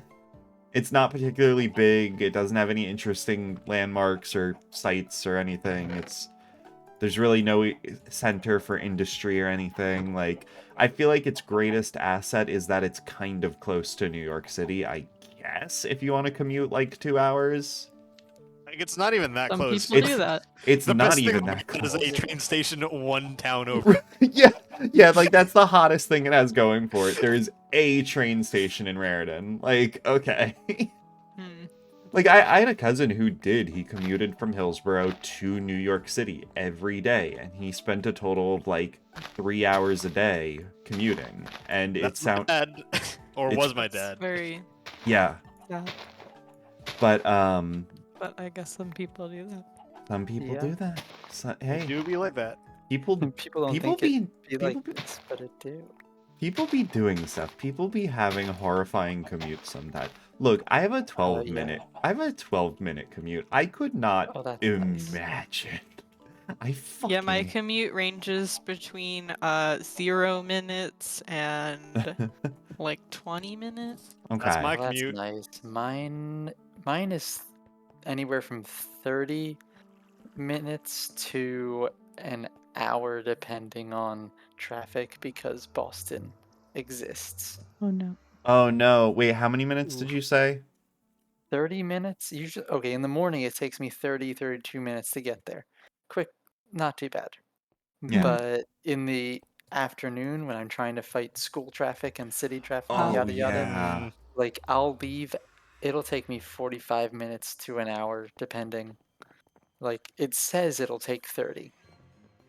And then I hit a school zone or construction or I go the wrong way. So Dan, Yeah. how many audiobooks do you listen to these days? Oh, none, because I have to pay attention to what the thing says. Oh damn it. Yeah, I one day I'll get back to my That's true. podcast. Yeah, one day you'll But be back and you'll like know what you're doing, and then yeah, you'll be able to get Mhm. back into it. That's true. but it is not yet. Okay. It's true. My commute has been a little bit longer because they were doing like construction on one of the roads. Oh, they love doing construction on one of the roads. They love that. So it's like that thing where it's like a two Yeah.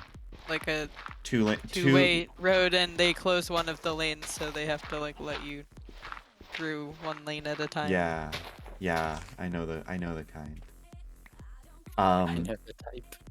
But But it's yeah, not like that busy a road, so it's not. it kind of works out. It quite doesn't so bottleneck bad. you too much. I really Oh. I only lose like a few minutes, honestly. And then you have a decent amount of opportunities to work from home anyway.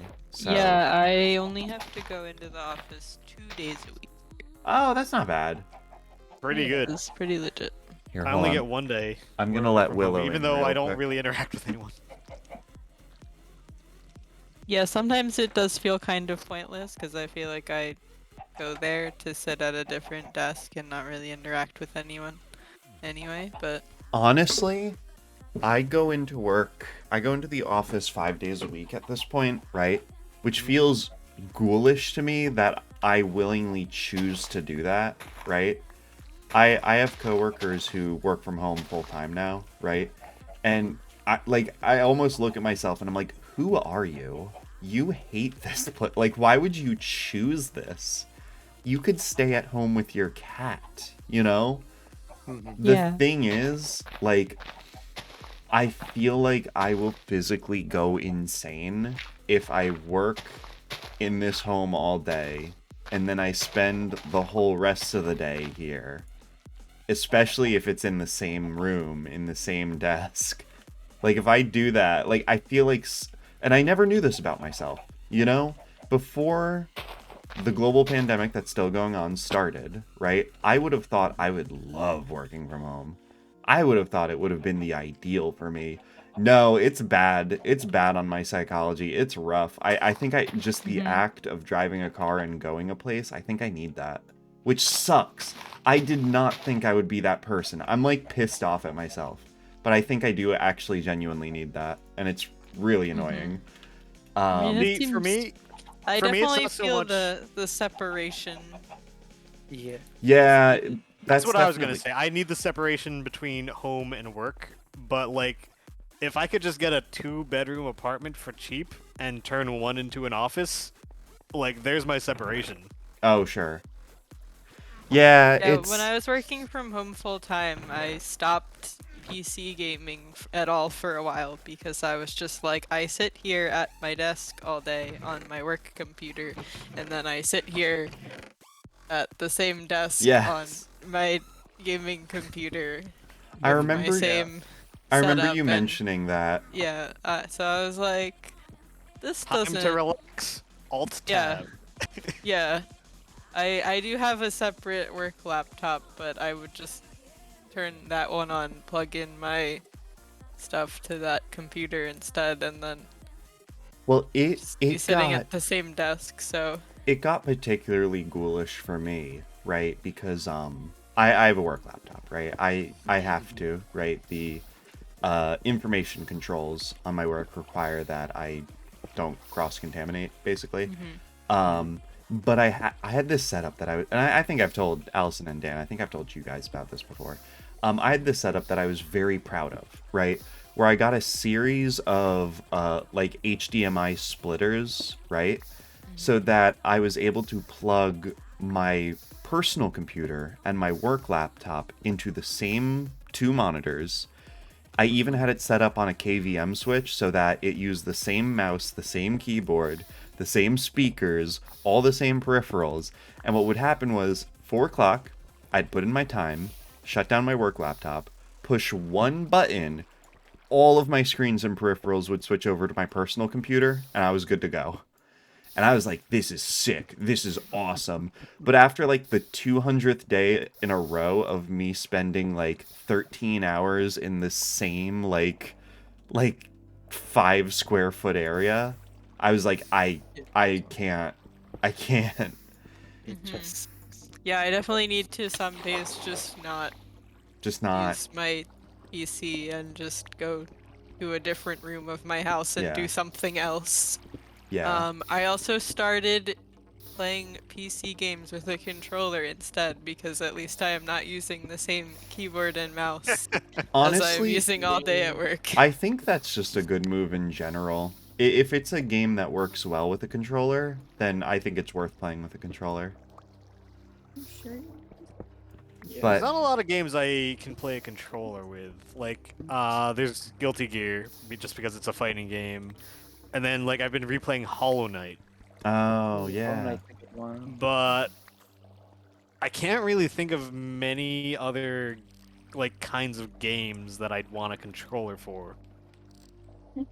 Yeah, so when I started playing Final Fantasy XIV, the critically acclaimed MMO, Yes.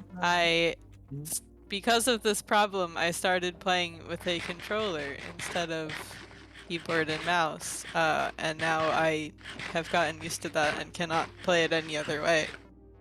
Yeah, you mentioned that you play that game with a controller, and that's like Yeah, so wild the to reason I me. started was partly for that exact reason, that But I now don't it's- feel like I am using my same keyboard and mouse. That's crazy to me to play a MMO with a controller. That seems wild to me.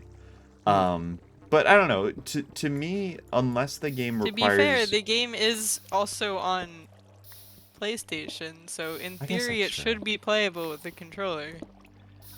Really, the way I see it is, if a game requires a level of precision, then I don't really want to play it with a controller, right? In general, first-person games are right out. I don't know. I played a lot of FPSs as like a teen, right? And I played them on Xbox. I played them with a controller. Mike knows I was very good at Halo back in the day. But wait, We were professionals. we were, right? Yeah, for sure. I was like, we played Halo, right? Yeah, we did. But yeah. Now, though, I don't know. Like, I feel like I can't play first-person games with a controller. Like, I've played Minecraft on, like, the Switch or, like, on the Xbox, and I can't fucking do it. Really, any kind Yeah, of I don't think I would game wanna that play Minecraft requires with the controller. a modicum of aim. Yeah. Like, I tried playing... what's that one Platinum game with the shootings and, like, all the skill shots? Bayonetta. No, the other one. The That's other... the only- Like, it was one of their first ones. Fuck. Whatever game it was, like, it's a third-person shooter. Okay. And I couldn't even play that with a controller, even though it was designed to be played with a controller. Oh, no way. I think the one exception to that for me would be I played Fallout New Vegas for a controller because I was doing a VATS build anyway, so I was just pressing a button. So first of all, Carl, hello. Yay! Love to see you. Carl. Second of all, I played Fallout 3. I played Fallout New Vegas. I played Oblivion. I played all those games with a controller, right? I tried playing Skyrim with a controller, can't fucking do it. Oh yeah, I would I- never want to do that. I only did it for New I Vegas. tried it and it's back on the couldn't couch. do it. Yeah. Like, I feel like it's just something that I've, like, lost, right? Like, I don't know, like... Because apparently as a teen, I had no problem playing these games with... I tried playing Outer Worlds on PS4, right? I tried playing that game with controller, and I struggled with it. Like, I have no idea what it is. Yeah. But now, like, yeah, if it's any... Basically, I think what it comes down to is if I am expected to navigate complex menus, I need a keyboard and mouse. I think that's really kind of the defining factor. Oh, But and yeah, fuck... Tyler got Deathloop, and he got it on PlayStation because Yeah. they were like advertising it as like, you know, it's a PlayStation game, yeah, I and we thought it have straight like up was... PlayStation controller features. It I thought is it apparently was a also on PS5 PC. game exclusively. It is not exclusive Okay. apparently, but it was like introduced in like a PlayStation thing, I think. But yeah, and he started playing it and like just took like a look at the menu controls and was like, this looks like a PC game. Is it one of those console games that has a menu with a cursor? Yeah. Oh, It's fuck like, this seems that. like it was built like a PC game I that can't stand they then that. put on the PlayStation. It's like, really? Like, you advertised this as like a made for like PlayStation game and like the PlayStation controller features. Like, I don't You know when built it that around and became... stuff, but then you don't bother to put like a nice controller Yeah. navigatable menu. Like, I feel like it can't have possibly been that difficult to be like, for the PlayStation game, let's make a menu that makes sense to use with a controller. Well, this is what's wild, is I feel like console games didn't used to be like that, right? Like, I feel like it's only a recent trend where devs have gotten real comfy with just giving you a mouse cursor and calling that your menu, you know? Yeah, that seems really... Like, I can see even if it was like, you know, more of like a PC game that, okay, we also put it on console. Yeah. But I felt like this one was kind of marketed like it was supposed to be a console game, but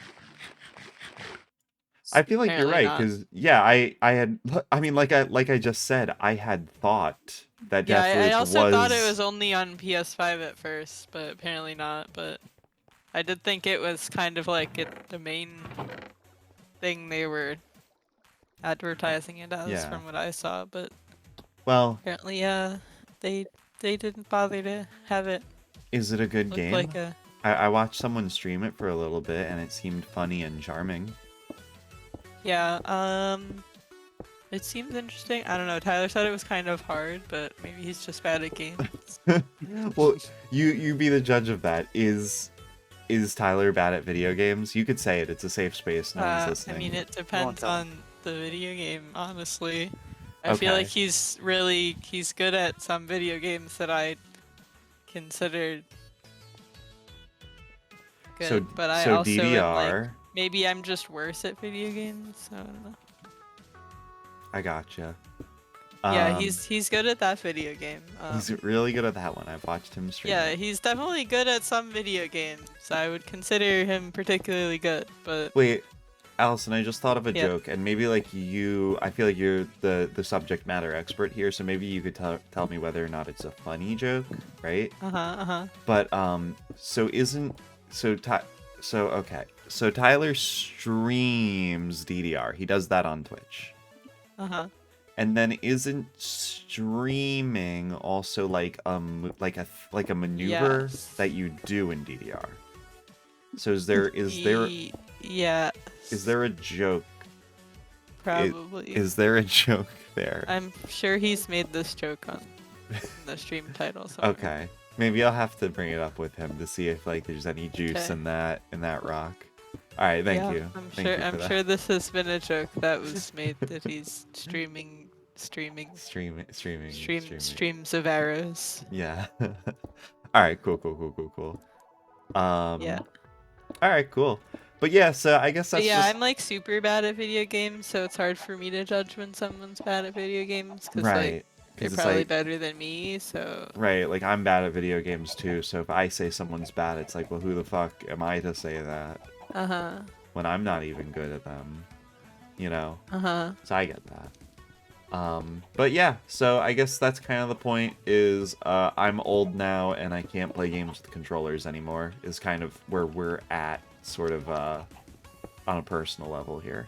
I think you've just gotten good because, you know, PC controls, you should be able to aim better. It just feels like That's Carl- It is not. It is not you. It is the controller that is bad. Not. It is the controller that is bad, not me. Carl, that is such a generous thing of you to say. That is so generous of you to say, bud. But it is. The problem is not that I'm too good at video games now. I promise you, it's not. I've definitely got worse at them. Like, I don't know, dude. Like, I loaded up Fortnite once, and I just didn't know what was happening. I played... That game just sucks. What's your problem? It was Fortnite. Yeah. Like, I loaded up... You're talking to a guy, like, whose only, like, thought of Cringe. interacting with Minecraft is digging for diamonds and nothing else. Well, I'm very That's good at gaming. Minecraft. You can't. I've put an absurd amount of hours into Counter-Strike and TF2. I got. Oh, like, yeah? You have over 1,000 hours. In both, yes. Damn. So I looked recently. I'm very good at Minecraft, and I'm very good at the herb sims in the city, and that's kind of the end of the list. Yeah, you're fucking breaking records over here. I know, exactly. All right, Rob, you Yeah, I want don't to know know if I how can old even I tell you a am? video game I'm particularly good at. One of the games that I'm good at is Mahjong. Shut up, Mike. That's so Hey, have you stereotypical of you. Have you played the critically acclaimed Final Fantasy 14? No, it's it. I know Those, that's in. It's a There's a it's a Mahjong very thing in it's there. also a very popular mahjong playing simulator. You See- want to know where like it all started? Yakuza 0. I started playing Yakuza 0, and then I started playing Mahjong in Yakuza 0, Everything, and like, everything and then clicks. suddenly I had like 20 hours in Yakuza 0. Okay, this all tracks 1 billion trillion% with what I know to be true about you. Okay. Well, if you want to play mahjong, I apparently have heard of like a significant number of people who have gotten free trial accounts of Final Fantasy 14, gotten just far enough in the game to unlock the like casino plays, and then literally just spend like all their time in the game only playing mahjong That's hilarious. and doing none of the RPG stuff. That'd be me. That'd be exactly who And I would be. the free trial has no restriction on playtime, and there's nothing about the free trial restrictions that stop you from playing mahjong. So Do you have to expend some sort of currency to play the mahjong?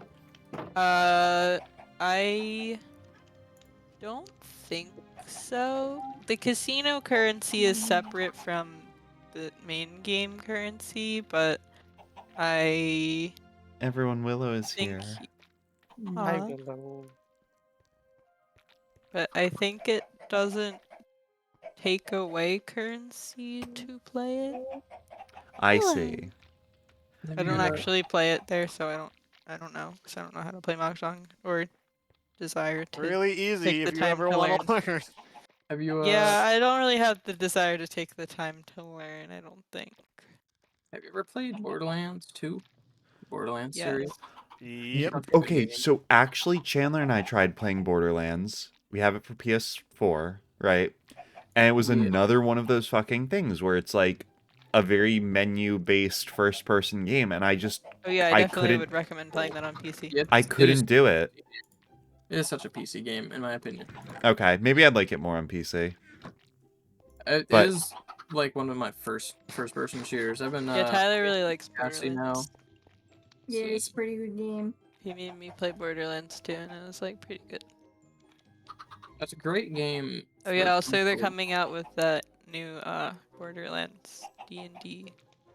Oh, Oh, no yeah, way. they're doing that one. I think they're making it as a standalone game instead of a DLC like in Borderlands. Yeah, it was like based on the DLC that was so popular. They're like, we will make this. Oh, I its actually own video remember game. that. It's not made yet. Well, But, the DLC probably. I really like Tiny Tina's Assault. That and was Dragons. it, Tiny Oh, Tina. yeah. I was trying to remember the name of that Right. character. Yeah, that was it. Yeah. The Yeah. DLC was apparently so popular. They're like, we're gonna make this an entire. See, that's video where I game feel like it's now." weird because I liked it because of the characters, and it like really drove home things that were going on with Tiny Tina.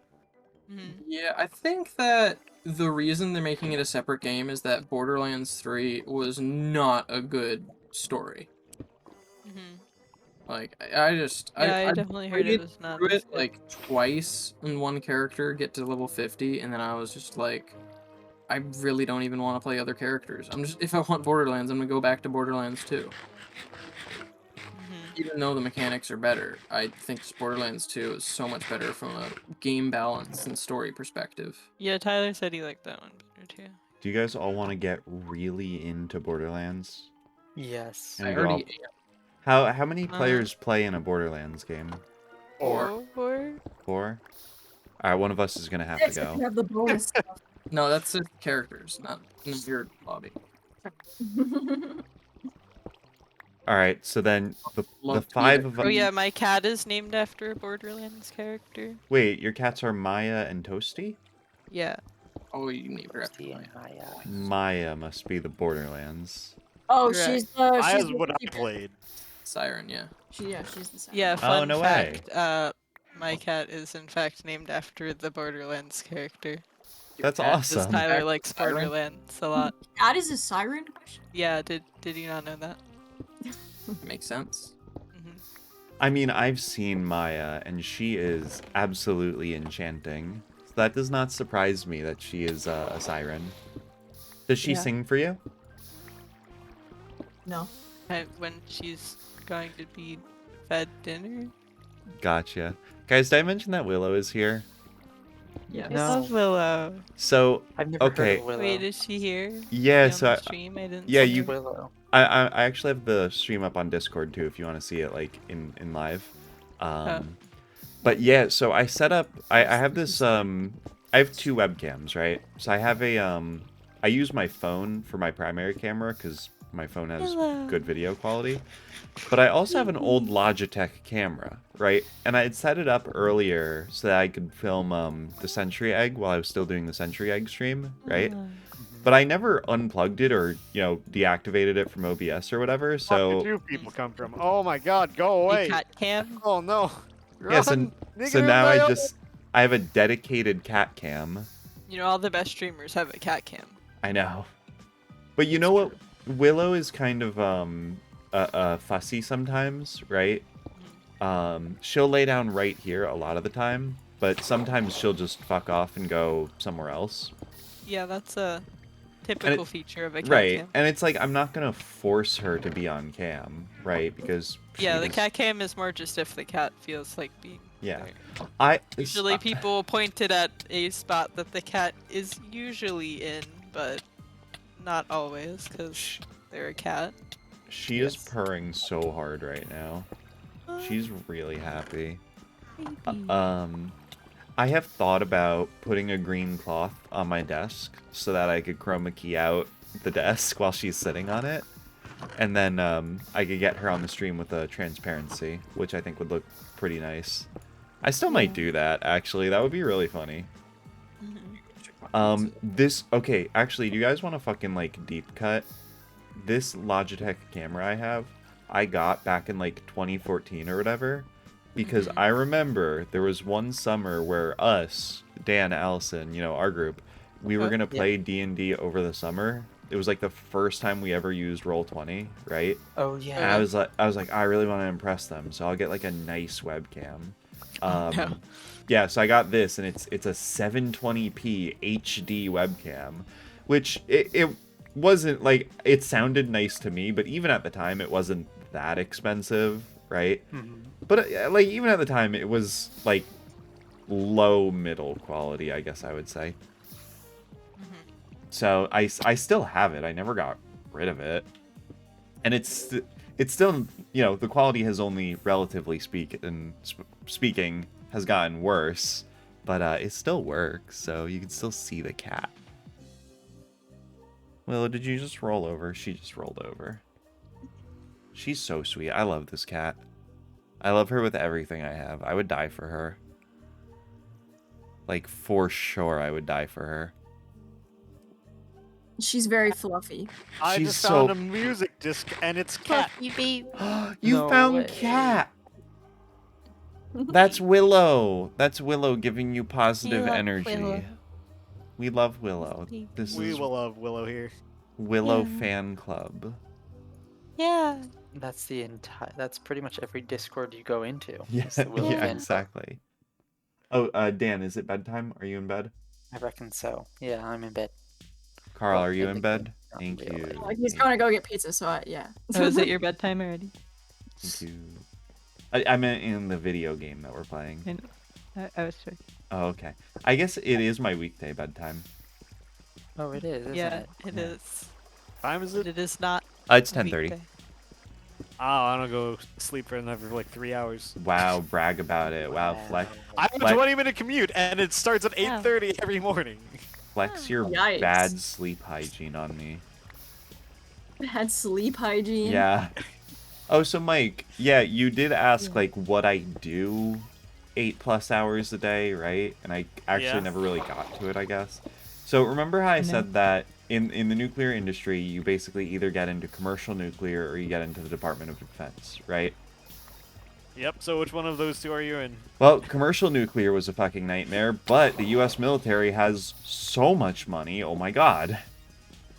So Wonder I how that happened. wonder how that happened. $3 Yeah. trillion. Yeah. So I work for a Navy contractor. So yeah, I mean, even if on a personal level I may not agree with our defense spending, I can still take advantage of it.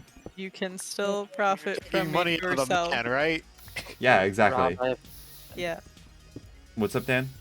Rob, have you met Davey, who's still in the Navy and probably will be for life? Is this a Thanks, bit? Dad. Davey, who's in the Navy? Thanks, Dad. I don't. How do you appreciate that? I don't get it. What? Someone needs to play more you've never- piano. Yeah, really. Hold on, Rob. This was my mom's favorite song, Okay. and yep. Hang on. Yeah, Rob are you just gonna send me a hasn't hung around with enough old people listening to music. Really, you need to sit in my family car ride up to the Poconos. I do. I feel like that would be a good time. It would. Do you guys play like I Spy? Or do you play the sign game no. where you have to find a sign that starts with every letter or whatever? No, Is it's that fine, licensed? man. We have We- technology we to once- ignore each other. Oh, that's We once played.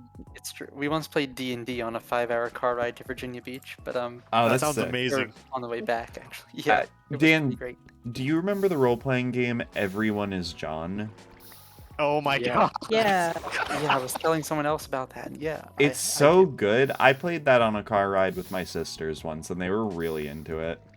Nice. It's such a good car ride RPG because, like, yeah, you literally don't need any material for it. Yeah. Yep. It's I so remember dumb. that. I love I it. played that on a Mhm. car trip Yeah. at one point. Yep.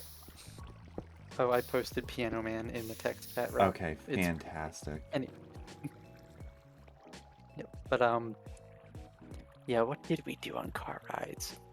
Usually Nick would hold court about something, and we would trade books and stuff back. Well, Nick got car sick if he read. I just remember there was a really okay. It was Nick and I would sit up front listening to music or talking So- about which dinosaurs we were so or pterosaurs we were imagining were flying next to the car. Real And quick then- sidebar, Oh, bud. sorry. I'm not actually gonna listen to Piano Man right now because I'm not Oh. super Oh, yeah, interested you're in getting DMCA'd. But I am Right. I am familiar with this song. I just didn't know it. I guess I don't know the lyrics. Oh, that's okay. So does it have lyrics about Davy who is in the Navy? Yes. Davey, who's still in the Navy. Wait, who and was probably talking with will be Davey in the for- Navy? Paul, the real estate novelist who never had time for a wife. Yes, that's it.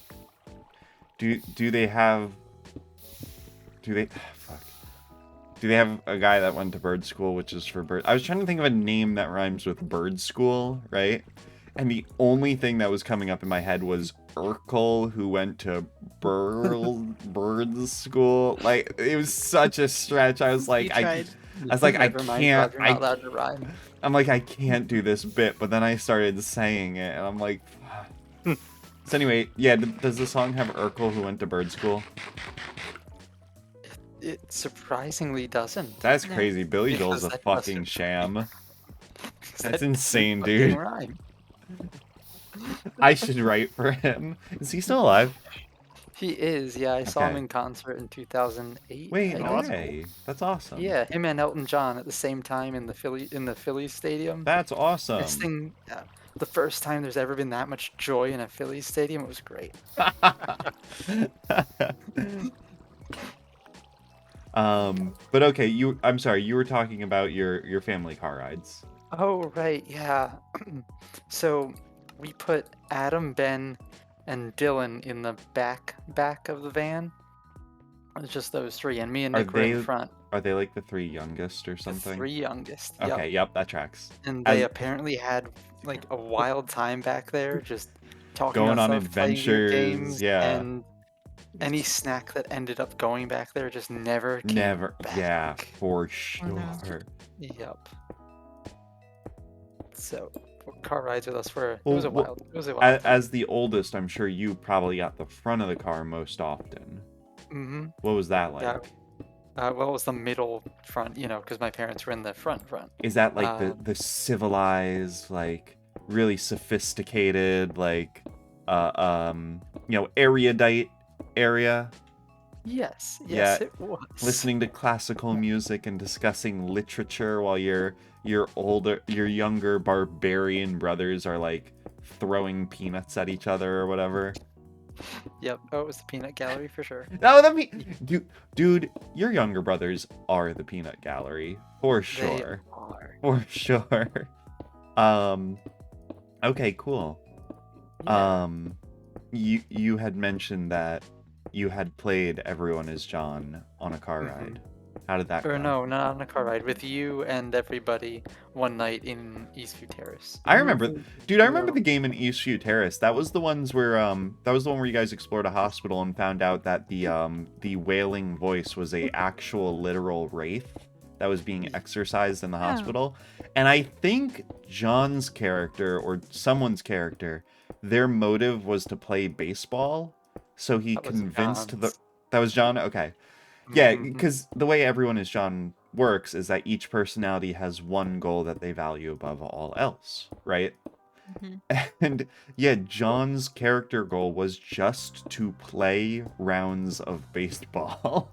Impromptu baseball with That's anything right. he could find. Amazing. They specifically had to be pickup games. So he discovers this wraith in like a locked hospital room, and he sees this thing and he's like, "Want to play ball?" And yeah, he made the required check or whatever, and that game ended with him playing a pickup game of baseball with a ghost. That was so Amazing. good. It was honestly really great. Sorry, what was that, Allison? Amazing. Yeah. Do you have like D&D like charisma rolls or something? So the way Everyone is John works is it's super simple, right? It's exactly what it sounds like. It's a game where everyone is John. All of the players inhabit the body of a guy named John from, I think, Minneapolis, like specifically for some reason. And basically about right. you're all like fragmented personalities of this one person, and Or you're demons all possessing him. yeah, you're all vying for control of him, right? Each personality, by the mechanics of the game, they have one goal and they have one skill, right? And then, beyond that, they can have any other, like, personality types or whatever that the player wants. But those are really the only two mechanical things. And the game is played with some sort of counter, right? Something to count points, and a single 6-sided die, right? And whenever a player is inhabiting John, they have to make progress towards their goal, right? And whenever they want to do something that has some degree of uncertainty, they roll a 6-sided die, right? And I think it's if they get, normally, on a check they're not skilled in, they have to get a 5 or 6, and they will succeed in what they're doing, right? Oh yeah, you can have some sound. Here. Sorry to That's all. interrupt. That's all I got right now. If they get a 5 or 6, they succeed and they do whatever they're trying to do, and they can progress, right? And if they're doing something they're skilled in, they have to roll, I think, a 3 or above, right? So it's either a 66% chance of success or a 66% chance of failure. If John fails in one of his checks, then it immediately switches to another player, and then that player has to suffer whatever the repercussions of the roll was, which is usually very funny. And I think it goes in a specific order of who controls when, right? But I think there are, and I forget the details, but I think there were also rules where you could spend your points to gain additional control, right? You can, like, contest it or something. You have a pool of points that you're able to spend to, I think, either enhance rolls or gain premature control of John. And then, yeah, it just basically keeps going like that. You can end the game whatever you want, or you can set a point goal, right? You know, a player has to succeed in their goal X number of times and then they win. Or, you know, whatever. From there, it's basically Wasn't just there like a, like, your goal is worth different points depending on complexity? Yes. Yeah, there were 3 different complexity levels, right? So I think, like, yeah, your goal could be, like, eating a ham sandwich. And that's a pretty achievable goal. That would be worth, like, 1 point, right? Or your goal could be something complex, like, I don't know, playing a pickup game of baseball. I think that was probably, like, a level 2 or level 3, honestly. So yeah, if you wanted to choose more specific and complicated goals, you get more points when you succeed, but it is more difficult. Which is fun because that makes it more viable to pick, you know, wilder goals. It allows you to be more flexible with it. So I love it. I think it's such a good game. It has such a simple rule set, but you could do a lot with it, which is very cool. So yeah, that's Everyone is John. Mike, you seemed familiar with this game. Played it once. Fun fact about me in my college days, I was the what officer? I was one of the officers for our for Rutgers D&D club. Real so quick. Hey, we yo, played a lot of different Dan and Carl, RPGs. could you please sleep? Oh, sorry. I am in the bed. Okay. One of them was Everyone Was John. I don't remember what we did. This is so long ago. Yeah. But yeah. Another one we did for Halloween, since, you know, that is a topic that's coming up, is, have you ever heard of Dread? Oh, gosh. Yes. It's a tabletop role-playing game where skill checks are officiated by a Jenga tower. Yep. And if the tower ever topples, you die no matter what. Yes. It's such a cool rule system, I feel. I've never played it myself. But yeah, basically, isn't the way that it works is if you want to make a harder skill check, you have to remove more blocks from the Jenga tower. There's that. There's also, like, if you could get a special, it's not a Dread specific one, but, like, they make this one Jenga thing where, like, each piece is, like, how do I say it? It's not like notched, but, like, it's like sort of L-shaped, which makes it a little bit harder. Yeah. Especially if you're trying to remove a centerpiece or something. So one of the guys brought in one of those, and that was for harder skill checks. Got it. Okay. Does Dread have its own, like, Jenga tower, or do you just literally use a store-bought? Just use any, as far as I know, just use any Jenga tower. Okay. Yeah, that's cool. So what kind of story did you play through in that? Is that something you only do, like, one-offs with, or do you do, like, a whole Dread campaign? I don't actually know. We only did a one-off because it was a special Halloween episode of D&D Club. Yeah. But I think we went through, like, a haunted hospital. My character died trying to open up a slightly jammed door. I guess that's the funny thing about Dread, right? Is that, like, you could die from any moment. That's how. So okay. How did that actually go down? We were getting chased by a ghost, and then we came up to a door. I tried opening it, and then what Final Destination thing did the DM come up with? But it was something really stupid, like an like alarm. An old you alarm had to be started killed. Sounding... You had to be killed by the door, not by the ghost in this case, right? Yes. So whatever kills you has to be related to the skill check, and it basically, because it can happen at any time, it tends to happen very Final Destination-esque. Yeah. That's hilarious. So it was something like an alarm started sounding, but because the alarm was so old, like the dinger just snapped and then just like gored me in the eye, and I bled out. Oh my god! That is some Final Destination shit. Oh my gosh. Cool. I like that. I've never played that one, but I think that's a very creative and very cool rule set for a game.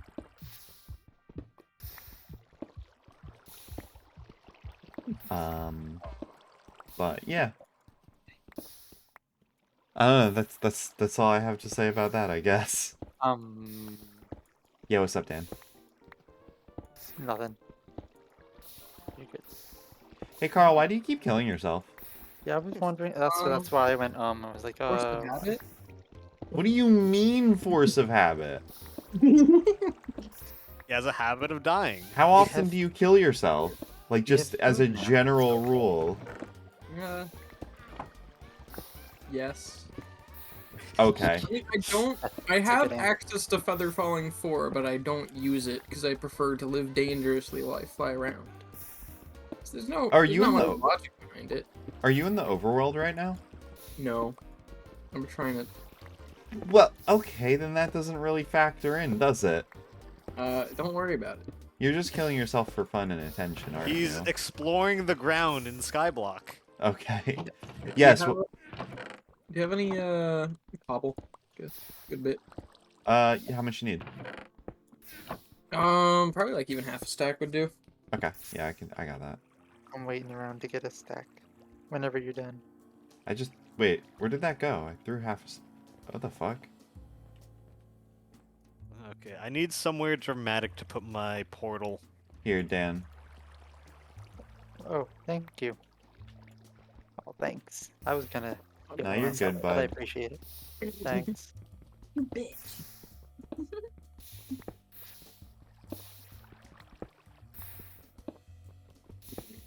I need a pickaxe. I'll go make it. Do we have charcoal to make torches? Not really. Yeah. We have wood, and we have a furnace, so you can cook some, but yeah, we don't really have any on hand. There are trees ready. We should use them. There are trees ready. And we could get seeds from them and plant more. Yes. So what I would say is right now, don't chop that dark oak tree, because we have to get 4 saplings out of it to keep it growing, right? And I'm literally not confident that we can get 4 saplings out of it without a fortune enchanted tool. Oh. Like, the drop rate really is that bad for dark oak trees. Damn. So, yeah, if we don't get 4 saplings out of it, we won't be able to grow it again, which is not great. But the other ones, full steam ahead. Go for it for the other ones. What I'm working on right now, if you've seen the big flat square I'm making out near the copper house, is, so what I did at the start of this was I collected all of our dirt blocks, right, and consolidated them into a chest, right? I want to build a big flat area, right, and then I want to space out a bunch of dirt blocks and then plant a bunch of trees there. Okay. I like that idea. We need more. Because... Oh, I see. Yeah, because you only need a single dirt block per tree. So you don't need a lot of dirt, but you do need a decent amount of space. You know what I mean? Mm-hmm. Because trees be big. Yes. So that's why you took all the dirt from the island. Right, so dirt is at a premium, right? So unless a dirt block is actively growing something on it, it should be actively growing something. Like unless something is actively growing on it, it shouldn't be used, I guess is the point. So look at my conquest. What's that? Check out that flying island. I'm in a weird spot. Oh. Where you at, bud? Look at the copper island underneath it. Oh, you're underneath it. What are you doing under there? Mhm. Hey. Building a platform. What's going on down there, bud? Wait, what the I have fuck? to like jump onto this thing. He has a death. You can climb them. You He can just has climb a them. death wish. Alright, well, if you fucking beef it, don't come crying to me. Counted That's why I wrong. only have a. Oh, yeah, I'm beefing it. Good job. I'm not giving you more cobble. That's fair. You only- Yeah, I'm gonna be done with the generator in a sec. You can mine your own. I'll leave my pickaxe in a chest. Is there a way for us to make another generator for cobble, or Yeah. one that produces I- more I than guess- 2? Yeah, actually, I guess now we could just build as many cobblestone generators as we want, because we have plenty of lava. I can say we could maximize production. Yeah, actually, Carl, you know about, like, cobblestone generators and stuff. Would you want to take lead on that? I don't know if the once you have access. I mean, I could build more of the same one, but I don't know if Well, here, where you at, bud? I'll show you where all our... We have a lot of lava source blocks now. I'm going back to beef. Where's their furnace? Oh, beefed. Our furnace is right here. Oh, we actually do have some charcoal. Oh, yeah. Oh, good. Okay. This way. I'm making some charcoal. Yeah, I don't know if I'm gonna do anything tonight. That's Gonna get fair. out. Where'd you go? I am on the cobble. I'm gonna go on this. Oh, hi. You just slowly descended. So, yeah. Oh, okay, sure. So, as you can see, we have like 1, 2, 3, 4, 5, 6, 7, 8. We have 8 lava source blocks. And then we have the cauldron, so we can keep making more. So we What can you get... should do... Yeah. You could continue. I'll make my comment after. Okay. So, we have a decent number of source blocks. We could make more generators, or we could even make a bigger generator, you know? So, if you want to do something with that, feel free. Yeah, that's a good point, Dan. I forgot that we don't have to be as precious with our lava now. What I was going to say is, for the drama, what you should do is just have the lava just flowing off the sides of the island. That's pretty cool. I like that. That's a fun sort of move.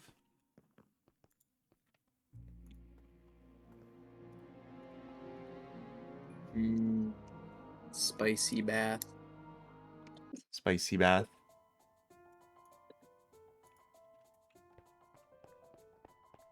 Why does the red water hurt? Hey guys, why is my name red?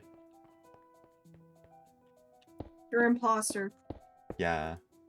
Thus, When the imposter is sus. guys, what does venting mean? Yeah, well, why does it say I can vent? What does sabotage mean?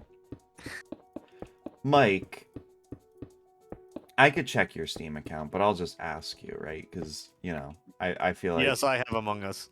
No, how many hours have you put into it? Oh, not a lot. Okay. Alright, because I'm working with like 83 over here. What?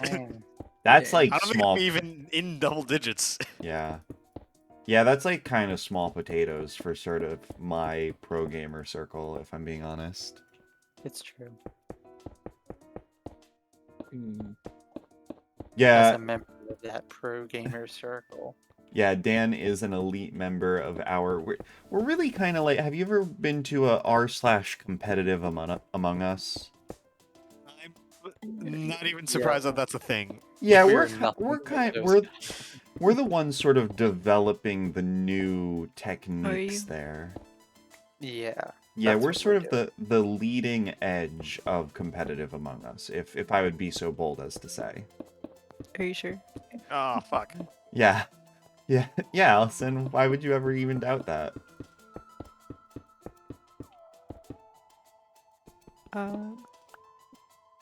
You've played Among Us with us. We're very good. Among Us. Sure. Among Us. In my college dorm, since we can write on the walls because it's an art school, That's sick. somebody from the 11th floor went around to every floor drawing cursed Among Us characters on every floor. Did this person draw like the Amazing. Among Us with like its booties clapping? Well, yeah, and also ones with like massive eyes and like I don't know, Oh! they were just, Ooh. Dan, sleep. Oh, Lo Siento. it was Thank very you. curt. That is awesome. One of Yeah, my They also had a Nerf gun fight because somebody on one of the floors had a picture of Dwayne Johnson with a stack of pancakes. Somebody else stole it, so they dueled for it. That's This awesome. is so college. I don't even know where to begin. That's what I was thinking. Yep. I'm like, this is the most college thing I've ever heard. This was great. Kids are weird. Yep. Oh, one of my kids, one of my students drew Among Us Mario. Your student's name is On the- Drew? No, he drew. Oh, Stupid, wow. dumb joke. I'm sorry. Wow. So he drew he drew an Among He Us Mario? drew An Among Us Mario. That Yes. was pretty great. Yeah. Yep. Love that. That's so good. Mm-hmm. Hey, I don't know if like Dan or Carl or Mike or Allison, if any of you guys would know this. What is the optimal like tree spacing in Minecraft? Shit. More than 2 apart. It's like you can't have them within a certain like. Keep accidentally putting down my obsidian blocks. 1 apart is fine, but you'll probably want to space them out more for the leaves so that nothing grows into each other. Okay, how do we feel about 3 apart then? Yeah, that's probably good. I mean, it depends Probably on the tree. If they're the 4 wide, you might want a little more space, but that's up to you. If what? If they're the 4 wide ones. I'll probably make a separate area for the 4 wides, because dark oak we do actually have to be kind of precious about. I can't wait. You should grind to get the big spruce, the giant spruce trees, because that's the most important as far as, like, easy supply. Oh, sure. Yeah. Yeah, this is going to be huge for us to have an actual, like, wood farm popping off. Mm-hmm. Like real civilization or something. Oh, God. Could you imagine not just living in a field of fucking cobblestone? Not really. That's why I'm so excited. All Dan has ever known was cobblestone. Never has he seen the luxuries of things as wood and metal. Yes. Never have I known such things. Oh crap! I forgot to make flint and steel. Rookie move. Are you in the nether right now, dude? No, I'm not. I'm specifically not in the nether because I forgot to make flint and Oh. steel. Mike, us over here in the skyblock got to the nether without flint and steel. Maybe you just need to fucking... True. That was Yeah. Just an like epic thing. in wood and a random chance. Yeah, I'll get on that, but Yeah. Power the fuck up. It worked. It worked. The pioneers used to ride these babies for miles. Did they? Did they? I don't know. I'm not up on my history, Well. Allison. Allison, what are you up to? Fishing. Oh, you're playing the Animal Crossing. critically acclaimed MMO. Final Correct. Fantasy 14. Okay, gotcha. I do Oh, at some okay. point tonight want to get back to Guilty Gear because they just released a major balance update and they buffed literally everyone. Yeah, I heard Video Game Donkey is the leading champion of that game. Pretty much. Okay. Yeah, I stopped doing story stuff and went to fishing because I was listening to everyone Yeah. telling stories and stuff, and I can't focus on the game story at the same time. Yeah, same. I too cannot focus on... Really, I can't even focus on one thing at a time if I'm being honest, let alone 2 Yo, things. same. So I've decided to level my fisher job. What do you get at higher fishing? You can catch Fish. more More fish. fish. Guys, Willow is purring so loud right now. Right now I am level 7, which is not very many. I don't know. That's a lot. So depending on the thing you're counting, 7 could be quite a bit actually. It's not. Oh, okay. Sorry. Like, I thought I guess I thought you were good, is the kind of the thing. I mean, fish, not a lot. Mass extinctions, definitely a lot. Yeah. So. Alright. Yeah, I haven't really played Fisher very much, so. Can you fight people with like a really big fish? No, Ah, bummer. I don't think so.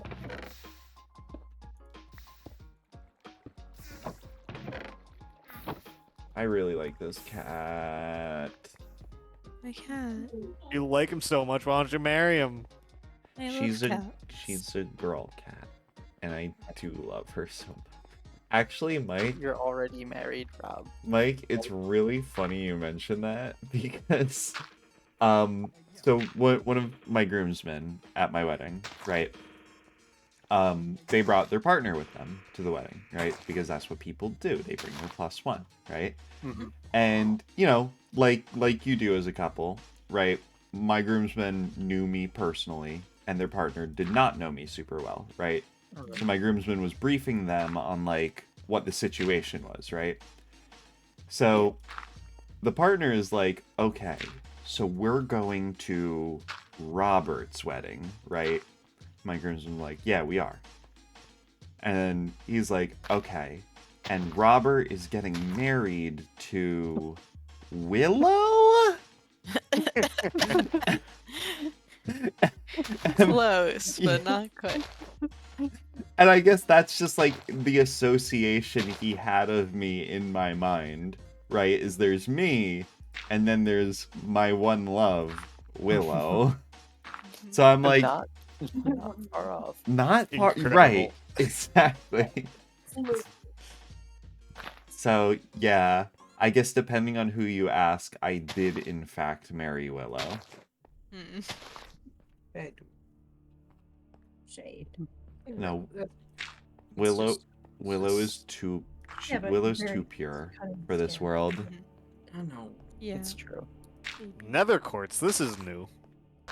Mike, Nether quartz is super not new. Extremely not Like new. actually, but let me quantify for you just how not new Nether quartz is real quick. It's so not new, even I know about it. Yeah. I don't even play this game. That's how you know something's not new. It's It's existed for years. What? it's been in the game since Mojang was doing shit, you know? Let's see. Nether quartz was introduced in the 1.5 version of the game. It wasn't Which- that the with Red, Isn't that like 15? wasn't that the Redstone update? That was released in 2013. You were a year out of high school, bud. Yeah, and You I were a literally haven't played this game since I was in high school. You were a freshman in college when Nether. Oh, this is new. 2013. Oof. That's pretty new for me, okay? God damn it, dude. How often do you go to the Nether, bro? In Two- This is the first time since I've been in like 8 years, apparently. Look, if you've never been to the Nether before, it's all new. To Rob, be did you hear fair, about Lars in the Nether? And how he Wait. he went in once, punched a piglin, and pigman, and refuses to go back in because it's scary. That seems understandable to me. Lars in the Nether sounds like an ABC sitcom television show. Yeah. I would watch And it. tonight on Lars in the Nether. Are you kidding? I would watch any sitcom television show based around Lars. Just as like a general rule. Do that. Just make a series where it's just Yeah. Lars. Like he as an individual has just like I wouldn't even describe his energy as chaotic. It's more just like wacky. Like he's just like I feel like he should have comedic music surrounding him at all times. Like he just has a very wacky energy to him. I think he would make an excellent sitcom.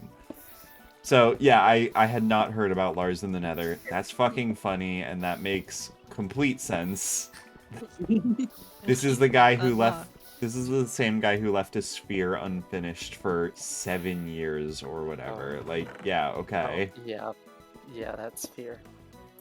But yeah. Sphere so derpy. Oh, the I got a fishing achievement. He What gave was me your technical achievement? control of the sphere, so I It's gotta called "Good determine what Things to do. Come to Those Who Bait." Oh, That's very good, actually. I That like is that a very lot. good. Very dad humor to it. Oh yeah, this game is full of that. Also, great just before we get too far from it, Carl, I want to say you are correct. The Nether Quartz was added in what was called the Redstone update. So good memory. But yeah. So Mike, how's your Nether adventure going? I see what looks to be like molten blocks. That's also new. Yeah, but probably those- also not new. Those are called Magma? magma blocks. I think those are a Yeah. little bit newer, but still not by much. Let me see. They're relatively new. Everything is relatively new for me. Well, apparently, Specific on that one. apparently anything newer than like horses are new for Mike. Oh, wow, Yeah, that's a lot of magma things. blocks were added in 2016, so yeah, they're newer. Actually, hold on. Let's go to sleep really quick, and then I want to do a little test with you, Mike. Are you I wanna gonna quiz me on my Minecraft knowledge? I want to find what your most recent like memory is in terms of updates. Carl, are you in the skyblock right now? Nope. Okay, cool. It's just me and Dan. Oh, it's okay, There Will. we go. Now let us sleep. Not Okay, to be cool. dramatic, but I would die for Willow. I honestly, Relatable. me too. For sure. That's not dramatic at all. That's just the She's a like. very fluffy cat. That's Protect. just the proper response. I feel like Yawn. she's so sweet. I love her. BB. Making me want a cat. You should. How old is she? She Cat. is. Cat. She's like 4 years old. I adopted her when she was 2, and she has lived with me for 2 years. Aw, Or is so she she's definitely 5? She might be 5 now. She's an old girl. She's an adult kitty. I gotta Um, find- My Yeah. cat's Compared to 13 how now. old cats get, she's really not that. Oh yeah, that's true. Which I'm happy about because I want her to live. Cats are live for, all like, baby. 15 to 20 years, I'm pretty sure. I Depending on hope the cat. she never dies. Okay, I'm gonna quiz Mike on his Minecraft right now. So 1.15, that update released March 13, 2013, right? So Sure, I'll agree to that. okay, no, you're good.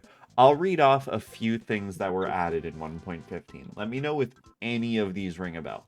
Nether quartz, No, Nether- we just went over this. nether brick, No, I don't think so. redstone comparators, No, definitely not. hoppers, Nope. daylight sensors, Nope.